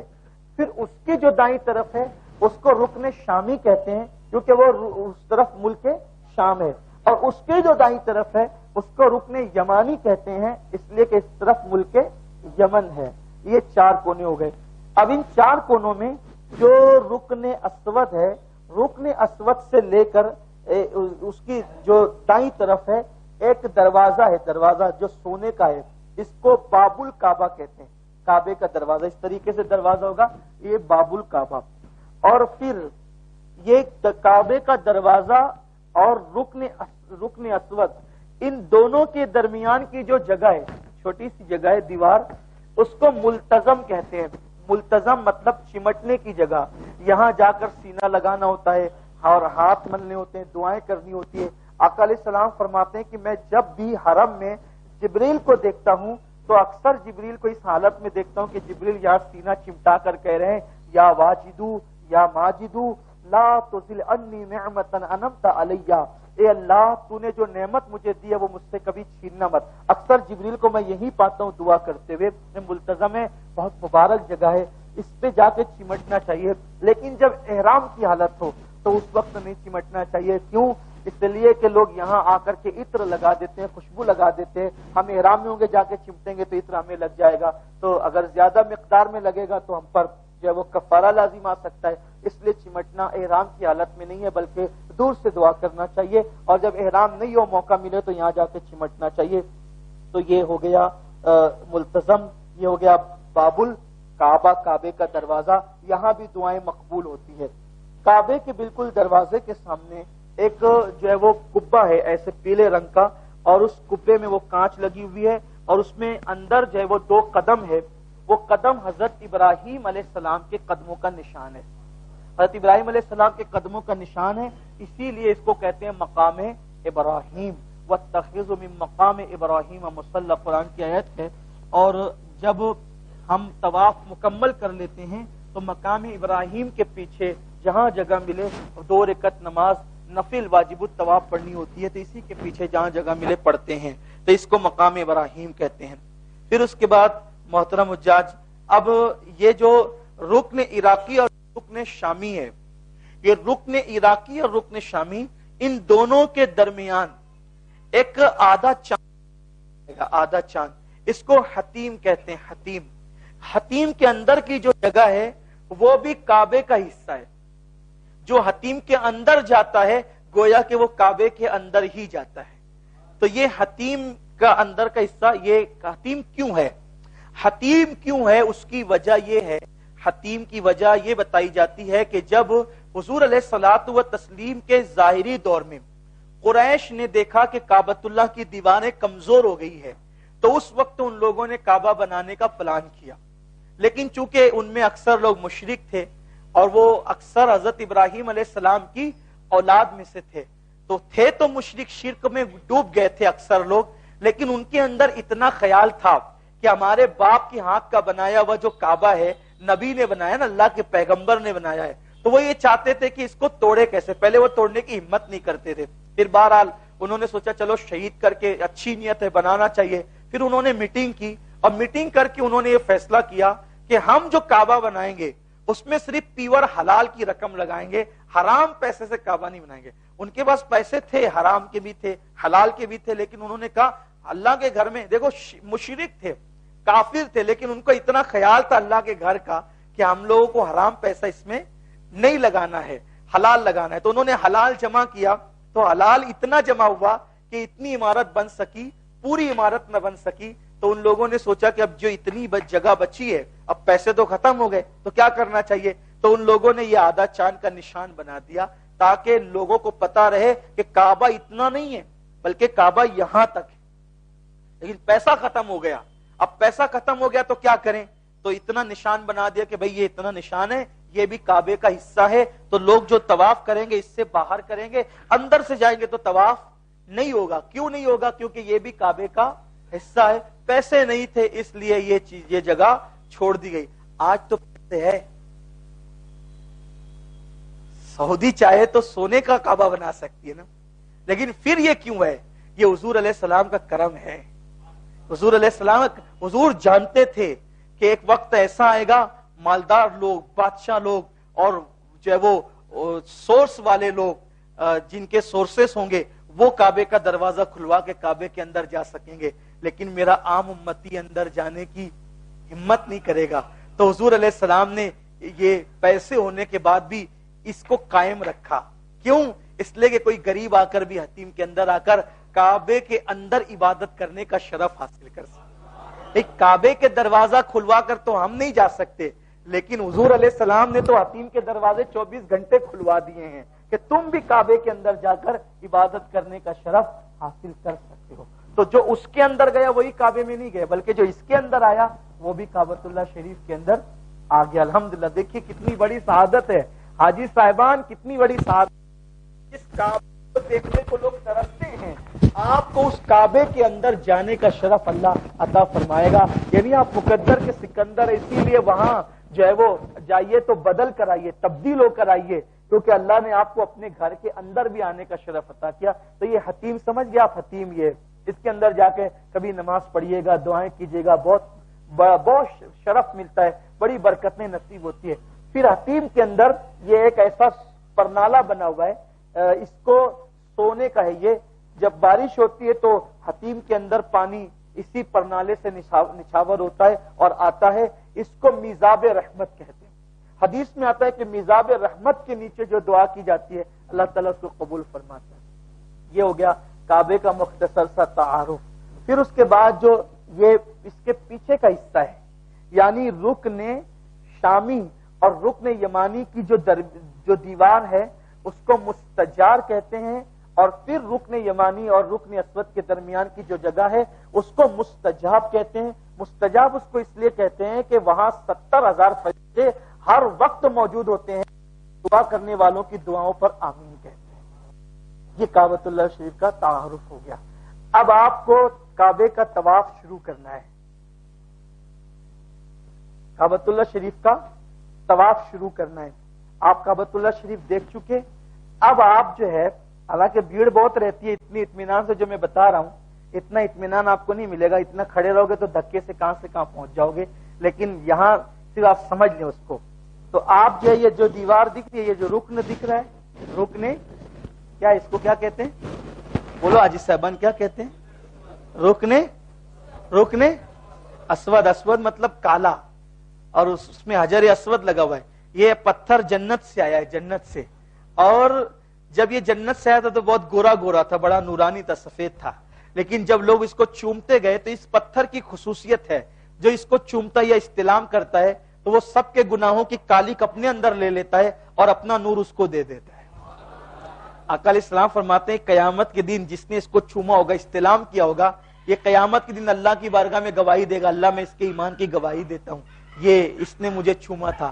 اور اللہ اس کی شفاعت اس کے چومنے والوں کے حق میں قبول فرمائے گا. یعنی کہ یہ کہے گا نا، گواہی دے گا تو اللہ تعالیٰ قبول کرے گا. جب یہ پتھر کی شفاعت اللہ قبول کرے گا، یہ پتھر جو میرے نبی کے صدقے میں جنت میں آیا تو اور جنت سے آیا، اس کی شفاعت قبول ہوگی تو حضور کی شفاعت کیوں قبول نہیں ہوگی؟ تو اس لیے یہ، اور حدیث پاک میں آتا ہے کہ حجر اسود گویا کہ اللہ کے ہاتھوں میں سے ایک ہاتھ ہے. جو حجر اسود کو چومتا ہے گویا وہ اللہ سے مصافحہ کرتا ہے. اس کا چومنے کا مطلب استلام بھی ہے بھیڑ کی وجہ سے. تو آپ کھڑے ہوں گے، کھڑے ہونے کے بعد اب آپ طواف شروع کریں گے. طواف شروع کرنے سے پہلے آپ یہ جو اب جو یہ جو احرام کی چادر ہے، یہ احرام کی چادر سیدھے ہاتھ سے نیچے ڈال کر اس طرح الٹے کندھے پہ اس کو ڈالیں گے. اس کو کہتے ہیں اضطباء. یہ صرف احرام میں کرنا ہوتا ہے. لوگ اسی طرح گھومتے رہتے ہیں، اسی طرح وہ صفا مروہ کی سعی بھی کرتے ہیں، اسی طرح وہ نماز بھی پڑھتے ہیں. اس طرح نماز پڑھیں گے نا، نماز پڑھنا اس طرح مکروہ ہے. تو صرف یہ طواف میں یہ استباء یعنی کندھا کھولنا، اس طرح سے چادر نیچے بغل سے نکال کے اوپر کی طرف الٹے کندھے پہ ڈالنا، اس کو استباء کہتے ہیں. یہ صرف طواف میں. اور طواف میں بھی وہ اس طواف میں ہے، یہ طواف میں بھی صرف اس طواف میں ہے جس طواف کے بعد آپ کو صفا مروہ کی سعی کرنا ہے. جس طواف کے بعد صفا مروہ کی سعی کرنا ہے اسی طواف میں استباء ہے. اور اگر صفا مروہ کی سعی نہیں کرنا ہے تو بھی اس میں استباء نہیں ہے. اب آپ نے جب وہ نیت کرنا ہے اللہم انی ارید الطواف بیتک الحرام 7 اشواط فیسرہ لی وتقبلہ منی. یہ آپ دعا کریں گے اللہ میں نے طواف کرنے کی نیت، تو اس کو میری طرف سے قبول فرما، میرے لیے آسان فرما. یہ آپ کہیں گے. اور اگر نہیں کہہ سکتے تو وہی معاملہ دل میں ارادہ کہ اللہ میں طواف کر رہا ہوں، تم اس کو قبول کر اور آسان کر. اور پھر جب آپ اس طرح نیت کریں گے، ابھی کعبہ جو ہے کا یہ جو رکن ہے وہ آپ کے دائیں طرف ہے، بس آپ یہاں آ جائیں گے، آپ حجر اسود سامنے ہوں گے، جہاں کھڑے رہیں بسم اللہ اللہ اکبر والصلاۃ والسلام علی رسول اللہ کہہ کر آپ اپنے ہاتھوں کو اٹھا کر کے جو ہے وہ لبوں کو بوسہ دیں گے، لیکن چومنے میں آواز نہیں آنا چاہیے. آپ ایسے ہاتھوں کو چومیں گے اور اس کے بعد آپ اس طریقے سے مڑ جائیں گے. کعبہ آپ کے الٹے ہاتھ کی طرف ہوگا، کعبہ آپ کے الٹے ہاتھ کی طرف ہوگا. اب آپ طواف شروع کریں گے. جب آپ طواف شروع کریں گے اگر بھیڑ نہ ہو تو جو ہے وہ رمل کرنا جو ہے وہ سنت ہے. رمل کہتے ہیں اس کو کہ چھوٹے چھوٹے قدم سے اس طریقے سے اکڑ کر کے جو چلتے ہیں نا، اس کو رمل کہتے ہیں. اور یہ 3 چکر میں سنت ہے. اس طریقے سے ہاتھ ہلا ہلا کر چھوٹے قدم چلنا، یہ 3 چکروں میں سنت ہے. یہ اس لیے سنت ہے کہ جب مسلمان آئے نا کعبۃ اللہ شریف میں تو مدینہ شریف کے اندر بیماریاں ہوتی تھی. تو مکے کے کافروں نے کہا کہ کہیں یہ لوگ بیمار ہو کر کمزور تو نہیں ہو گئے. تو حضور نے فرمایا کہ شان ہلا کے چلو تاکہ پتہ چلے ہم کمزور نہیں ہوئے، بلکہ مدینے جا کر اللہ نے ہماری طاقت کو بڑھا دیا. تو 3 چکر میں، حالانکہ آج وہاں کوئی جو ہے وہ کھلا ہوا کافر تو نہیں ہے نا، بت پرست تو بظاہر وہاں کوئی ہے نہیں. پھر یہ کیوں کرتے ہیں؟ اللہ تعالیٰ اپنے محبوب بندوں کی یادوں کو مٹانا نہیں چاہتا بلکہ اس کو زندہ رکھنا چاہتا ہے. یعنی اللہ کے برگزیدہ بندوں کی یادیں اس میں تازہ ہوتی حج کے ارکان کے اندر. تو اس طریقے سے آپ چلیں گے. اور اگر بھیڑ ہو تو اب بھیڑ میں بھی لوگ اس طریقے سے کرنے لگتے ہیں. بھیڑ میں نہیں کریں، بھیڑ میں نہیں کریں. کیوں نہیں کریں؟ لوگوں کو ہاتھ لگے گا. تو جب بھیڑ ہو تو ہم لوگ کیا کرتے ہیں؟ بھیڑ کی وجہ سے لوگ جو ہے وہ رمل کے لیے رک جاتے ہیں. یعنی کہ اب بھیڑ ہے نا تو وہ رک گئے کہ جب بھیڑ جائے گی تو تب ہم اس طرح سے چلیں گے. نہیں، رکے نہیں، بلکہ آپ نہیں کر سکتے نا رمل بھیڑ کی وجہ سے، تو تھوڑا تیز تیز چلیں. تیز تیز چلنے سے بھی وہ سنت ادا ہو جائے گی. لیکن جب بھیڑ نہیں ہو تو پھر آپ جو ہے وہ شانے ہلا کر کے چلنے لگے. تب آپ جو ہے وہ درود شریف پڑھیں، تیسرا کلمہ پڑھیں، ربنا آتنا پڑھیں، اور یہ پڑھتے ہوئے جو ہے آپ یہاں سے نکل کر جو ہے وہ آگے بڑھتے جائیں گے اور کعبے کا طواف کریں گے. دوران طواف کعبے کا طواف کرتے وقت کعبے کو سینہ نہیں کرنا چاہیے. کعبہ الٹیاں کی طرف ہوگا، لوگ ایسے دیکھنے لگتے ہیں، ایسے چلنے لگتے ہیں. تو اگر آپ نے طواف کے درمیان کعبے کی طرف جتنی دیر تک سینہ کیا یا جتنی دیر تک پیٹ کی تو اتنا چکر آپ کا مانا نہیں جائے گا. تو اس لیے جو ہے وہ نہ کعبے کی طرف پیٹ کریں دوران طواف اور نہ سینہ کریں. البتہ چلتے ہوئے کبھی کعبے پر نظر اٹھا لیں یا اٹھ جائیں تو الگ بات ہے، ورنہ نگاہیں نیچی کرتے ہوئے خشوع و خضوع کے ساتھ طواف کریں. یہ سوچیں طواف کرتے وقت، یہ سوچیں یہ وہی جگہ ہے جس جگہ اللہ کے نبی نے قدم رکھے. حضور کے قدم پڑھیں، حضرت موسیٰ کے قدم پڑھیں، حضرت ایوب کے قدم پڑھیں، حضرت ابراہیم کے قدم پڑھیں. اتنے بڑے بڑے انبیاء اولیاء اس پہ قدم رکھ کے چلے اور وہیں آپ چل رہے ہیں تو نگاہیں جھک جانا چاہیے. خشوع کے ساتھ، خشیت کے ساتھ، روتے ہوئے اور اللہ کی بارگاہ میں عاجزی کرتے ہوئے چلے. ادھر ادھر نہ دیکھیں، بلا ضرورت نہ دیکھیں، چلیں. پھر آپ درود شریف، کلمہ شریف اور تلاوت جو بھی آپ کو کرنا ہے کرتے ہوئے آپ وہاں سے لے کر کے پھر گھوم کر کے آئیں گے. جب آپ گھوم کر کے آ گئے اس رکن پہ، پھر اب آپ کعبے کی طرف رخ کر لیں. بسم اللہ اللہ اکبر والصلاۃ والسلام علی رسول اللہ کہہ کے پھر چلنے لگے. رکے آپ نے کعبے کی طرف رخ کیا استلام کے لیے، یہ کر سکتے ہیں.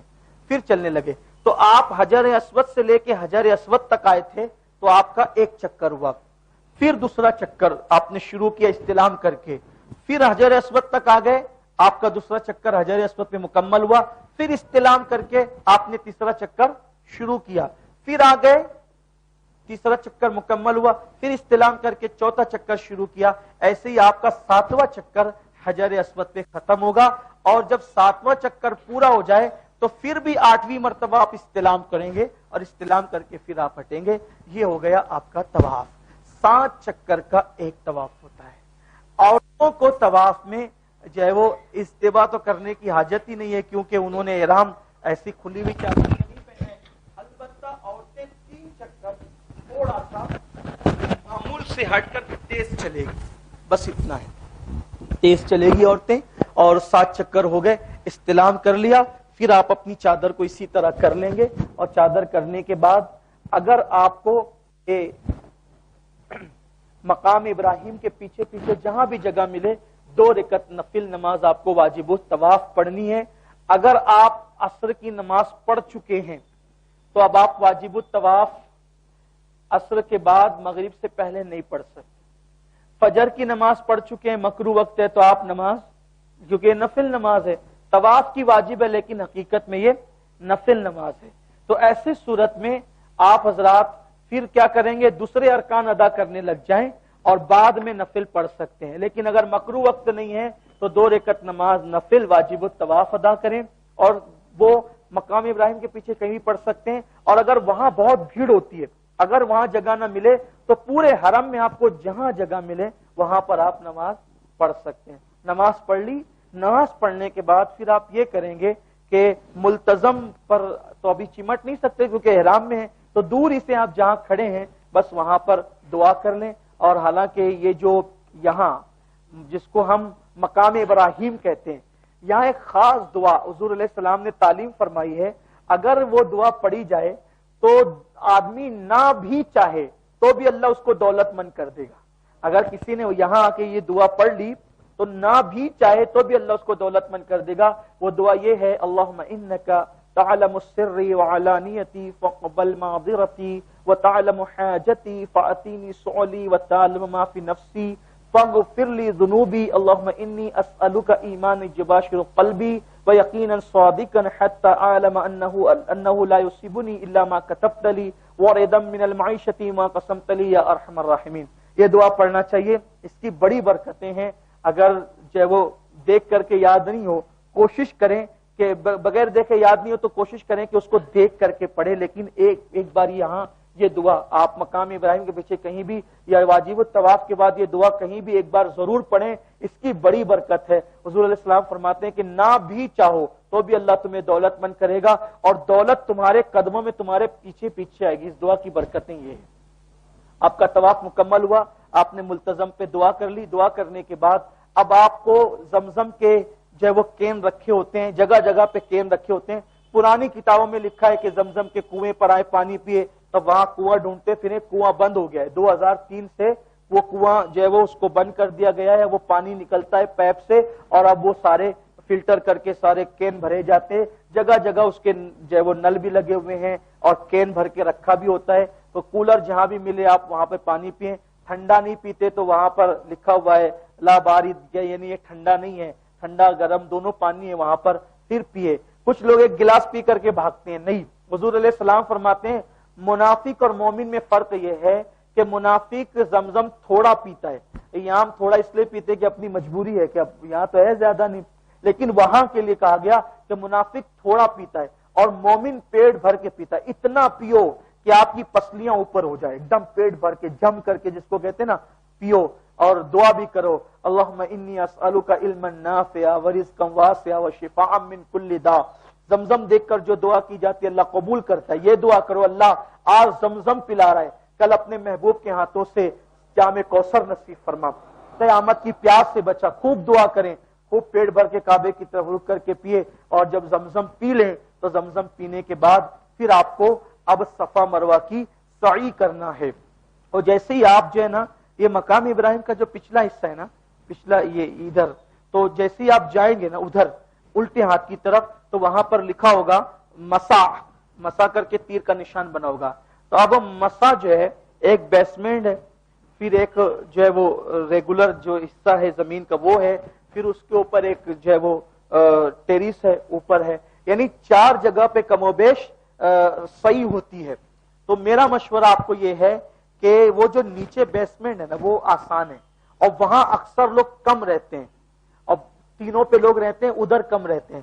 تو آپ وہاں پہ جائیں، اور وہاں جانے کے بعد ایسے کانچ کے اندر جو ہے وہ صفا کی پہاڑیوں کا حصہ ہے، اور ادھر بھی کانچ کے اندر مروہ کی پہاڑیوں کا حصہ ہے.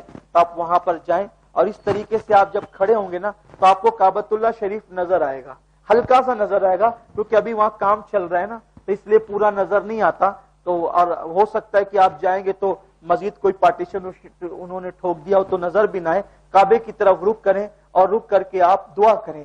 اتنی دیر تک دعا کریں کہ جتنی دیر میں قرآن شریف کی 20 سے 25 آیتوں کی تلاوت ہو سکتی ہے، اتنی دیر تک کعبے کی طرف رک کر کے دعا کریں. دعا کرنے کے بعد نیت کریں، اللہم انی ارید السعی بین الصفا والمروہ بین الصفا مروہ 7 اشواط فیسرہ لی وتقبلہ منی. یعنی اللہ میں صفا مروہ کی صحیح کی نیت کرتا ہوں تو اس کو میرے لیے آسان فرما، میری طرف سے قبول فرما. اور پھر آپ ان الصفا والمروۃ من شعائر اللہ فمن حج البیت او اعتمر فلا جناح علیہ ان یطوف بہما ومن تطوع خیرا فإن اللہ شاکر علیم. یہ آیت پڑھتے ہوئے جو ہے وہ مسا سے یعنی کہ صفا سے نکلیں گے اور مسا کی طرف بڑھیں گے، اور جہاں تک وہ ہری لائٹ ہوتی ہے نا وہاں تک آپ کو اپنا نارمل چل کر کے جانا ہے، اور جب ہری لائٹ پر آپ آئیں گے تو وہاں پر آپ کو چھوٹے قدم سے ہری لائٹ سے لے کر ہری لائٹ تک کہ آپ کو دوڑنا ہے، چھوٹے قدم سے، بہت تیز نہیں، چھوٹے قدم سے. وہاں بھی دعا کی قبولیت کا وقت ہوتا ہے، وہاں بھی دعا کریں، کیونکہ وہ اتنی جگہ کو میلین اخضرین کہتے ہیں کہ حضرت ہاجرہ، اصل میں وہ دوڑنے کا جو تصور ہے وہ یہ ہے کہ حضرت اسماعیل علیہ السلام کو جب پانی کی پیاس لگی تھی تو حضرت ہاجرہ جو ہے وہ صفا پہ کھڑے ہو کر کے ادھر ادھر دیکھتی تھی اور پانی نظر نہیں آتا تھا تو کیا کرتی تھی، وہ دیکھ کر کے پھر جاتی تھی، اور جیسے ہی خیال آتا تھا کہ میرا بچہ میری نظروں سے اوجھل ہو گیا ہے تو وہ پھر اتنی جگہ پر مروہ کی طرف جانے سے پہلے دوڑتی تھی کہ میں جلدی سے پہنچ جاؤں اور اوپر چڑھ کے میرے بچے کو میں دیکھ لوں. تو اتنی جتنی دیر وہ دوڑی ہے اتنی دیر دوڑنا اللہ سب کے لیے سنت بنا دیا. تو یہ سنت کا یہ اس کا تصور ہے. تو اتنی دیر میں دوڑیں، اور عورتیں تھوڑا سا تیز چلیں. مردوں کو دیکھ کر عورتیں بھی دوڑنے لگتی ہیں، لیکن عورتیں وہاں نہ دوڑیں بلکہ وہ تھوڑا سا تیز چلیں، معمول سے تھوڑا سا تیز چلیں. پھر اس کے بعد آپ مروہ پہ پہنچیں گے. لوگوں کو یہ ایک شبہ ہوتا ہے کہ ہم نے کعبے کا جو طواف کیا تھا تو رکن اسود سے لے کے رکن اسود تک ہمارا ایک چکر ہوا تھا، تو لوگ وہاں بھی اسی اشکال میں پڑ جاتے ہیں کہ صفا سے لے کے صفا تک ہمارا ایک چکر. نہیں، ایسا نہیں ہے. یہ تو آپ 14 چکر کر لیں گے، بہت تھک جائیں گے، پریشان ہو جائیں گے آپ. تو اس لیے آپ یہ کریں کہ صفا سے مروہ تک ایک چکر، پھر مروہ پہ رکیں، ایک چکر ہو گیا پورا، پھر رکے، پھر دعا کریں. جتنی دیر ادھر دعا کی تھی لوگ پھٹافٹ کھٹاکھٹ کرتے ہیں. پھر یہی بات ہے، ہم عبادت کے لیے آئے، سکون سے کریں. آنے کے لیے تو تڑپتے تھے، روتے تھے، تو اس لیے بہت جلدی بھاگ دوڑ نہیں کریں بلکہ اطمینان سے. پھر وہاں دعا کریں کعبے کی طرف رک کر کے. حالانکہ پولیس والا کھڑا ہوتا ہے، وہ بھیڑ کی وجہ سے سب کو ہٹاتا رہتا ہے، لیکن کم سے کم اگر نہیں موقع ہے تو سورہ فاتحہ ہی پڑھ لے دعا کی نیت سے، پھر مروہ سے صفا کی طرف آئیں. تو دوسرا چکر ہوگا، پھر وہاں دعا کریں. پھر تیسرا چکر میلین اخضرین پہ جاتے ہوئے دوڑنا ہے، آتے ہوئے دوڑنا ہے. 7واں چکر آپ کا جو ہے وہ مروہ پہ مکمل ہوگا، اور یہ 7واں چکر مکمل ہوا تو آپ کا عمرہ بھی پورا ہو گیا. آپ کا عمرہ بھی پورا ہو گیا. اب اللہ توفیق دے تو 2 رکعت نفل شکرانے کی پڑھ لیں، اور اب آپ جو ہے وہ حجام کی دکان پر جائیں اور 5 ریال 7 ریال جو بھی ریٹ چلتا ہے، کم سے کم 5 تو ہوتا ہی ہے. کبھی وہ بھاؤ بڑھا کے 10 بھی کر دیتے ہیں، کبھی 7 بھی کر دیتے ہیں، کبھی 4 بھی کر دیتے ہیں، لیکن اس سے کم شاید نہیں ہوتا آج کل. تو اگر آپ گروپ کے ساتھ رہیں گے نا تو 8-10 لوگ رہتے ہیں تو وہ ڈسکاؤنٹ کرتے ہیں، کنسیشن کر دیتے ہیں وہ لوگ. تو اس لیے جو ہے وہ آپ ساتھ میں رہیں گے تو 8-10 لوگ رہیں گے. پھر وہاں جائیں اور پھر بیٹھیں، اور جب سر منڈایا جائے تب بھی دعا کریں. وہ قبولیت کا وقت ہے. کچھ لوگ جو ہے وہ کٹنگ کروا لیتے ہیں، بال کٹوا لیتے ہیں. عورتوں کے لیے ہے کہ وہ انگلی کے پورے کے برابر چوٹی سے بال لے اور وہ انگلی کے پورے کے برابر کاٹ لے. مردوں کے لیے یہ ہے کہ وہ افضل ہے کہ وہ اپنا حلق کروائے، ٹکلا کرائیں، کیونکہ حضور علیہ السلام نے تقصیر کرانے والوں کے لیے 1 مرتبہ دعا کی ہے، اور حلق کرانے والوں کے لیے اللہ کے نبی نے 3 مرتبہ دعا فرمائی. تو حضور کی 3 مرتبہ والی دعا ہمیں چاہیے نا کہ جتنا بھلا ہو اپنا. وہ آج کل کے نوجوان چھوکرے وہاں جاتے ہیں، اب تو فیشن ہو گیا حج عمرہ، تو وہ کٹنگ کرواتے ہیں اور ایسے ہی گھومتے رہتے ہیں. میں نے کئی لوگوں کو کہا نبی کے نام پہ جان قربان کرنے کی بات کرنے والوں، نبی کے نام پہ تم بال قربان نہیں کر سکتے، عورتوں کی طرح کر رہے ہو. اور چلے ٹھیک ہے، اجازت دی ہے اسلام نے، لیکن حضور نے 3 بار دعا کی ہے. جنہوں نے سر منڈانا ہے ان کے لیے حضور نے 3 بار رحمت کی دعا کی ہے. ارے حضور کی رحمت کی دعا 3 بار جس کو ملے کیا کم ہے؟ اس لیے جو ہے وہ حلق کراؤ، اور اس وہاں حلق کرانے کا مزہ ہی الگ آتا ہے. یہاں کرائیں ٹکلا بنایا تو شرم آتی ہے، لیکن وہاں اگر کرائیں تو چہرہ منور ہو جاتا ہے. وہاں حلق کرانے سے آپ خود غور کرنا، جب آپ کے بال ہوں، کرسی میں بیٹھ رہے ہو تو تب اپنا چہرہ دیکھنا، اور جیسے ہی وہ آپ کے سر پہ پھرے گا اور پھر اپنا چہرہ دیکھنا دونوں میں فرق ہو جائے گا. یہ اللہ کی نشانیوں میں سے ایک نشانی. بال کیا اترے؟ ساری گناہوں کی گندگی اتر گئی اور آپ گناہوں سے ایسے پاک ہو گئے جیسے ابھی ماں کے پیٹ سے پیدا ہو. تو اب آپ نے بال کاٹ لیے، بال کٹ گئے آپ کے، تو ایسی صورت میں اب آپ احرام سے باہر آ گئے. غسل کیجئے، کپڑے پہنیے، اور اب آپ پر جو چیزیں پہلے احرام کی وجہ سے حرام ہو گئی تھی وہ ساری چیزیں حلال ہو گئی. عمرہ کے جو ہے ارکان مکمل کرنے کے بعد، جب عمرہ کے سارے ارکان آپ مکمل کر لیتے ہیں تو آپ اپنے ہاتھ سے بھی اپنے بال کو یعنی کہ وسترا لگا سکتے ہیں. اور عمرہ کے ارکان مکمل کرنے کے بعد کہ اب آپ کو کوئی رکن باقی نہیں رہا، اب صرف حلق باقی ہے، تو آپ جو ہے وہ کسی اور کے بھی بالوں کو کاٹ سکتے ہیں. وہاں کیا کرتے ہیں لوگ؟ کھڑے رہتے کینچی لے کر کے، دو یہاں سے کاٹا، دو یہاں سے کاٹا، جاؤ ہو گیا. نہیں، احرام سے آپ باہر آ ہی نہیں سکیں گے جب تک کہ آپ کم سے کم 4 سر کے بالوں کو آپ انگلی کے پورے کے برابر نہ کاٹیں. اور عورتیں بھی جو وہ پوری چوٹی سے کاٹیں. عورتیں وہاں سوچتی ہیں میرے بال چھوٹے ہو جائیں گے تو کیا ہوگا؟ چھوٹے نہیں ہوتے. وہ کاٹنے کے بعد جب وہ یہاں آتی ہے تو اللہ تبارک و تعالیٰ کاٹنے کی برکت سے وہ اور بالوں کو لمبا کر دیتا ہے اور بالوں کو بڑھا دیتا ہے. اس لیے عورتیں وہاں کنجوسی نہ کریں. اب یہاں ایک چھوٹا سا مسئلہ اور اس کے بعد بات ختم کرتا ہوں. عورتوں کا ایک مسئلہ کہ انہوں نے احرام باندھا اور احرام باندھنے کے بعد جو ہے وہ ان کے جو مجبوری کے دن آتے ہیں، اگر وہ دن آئے تو وہ کیا کریں؟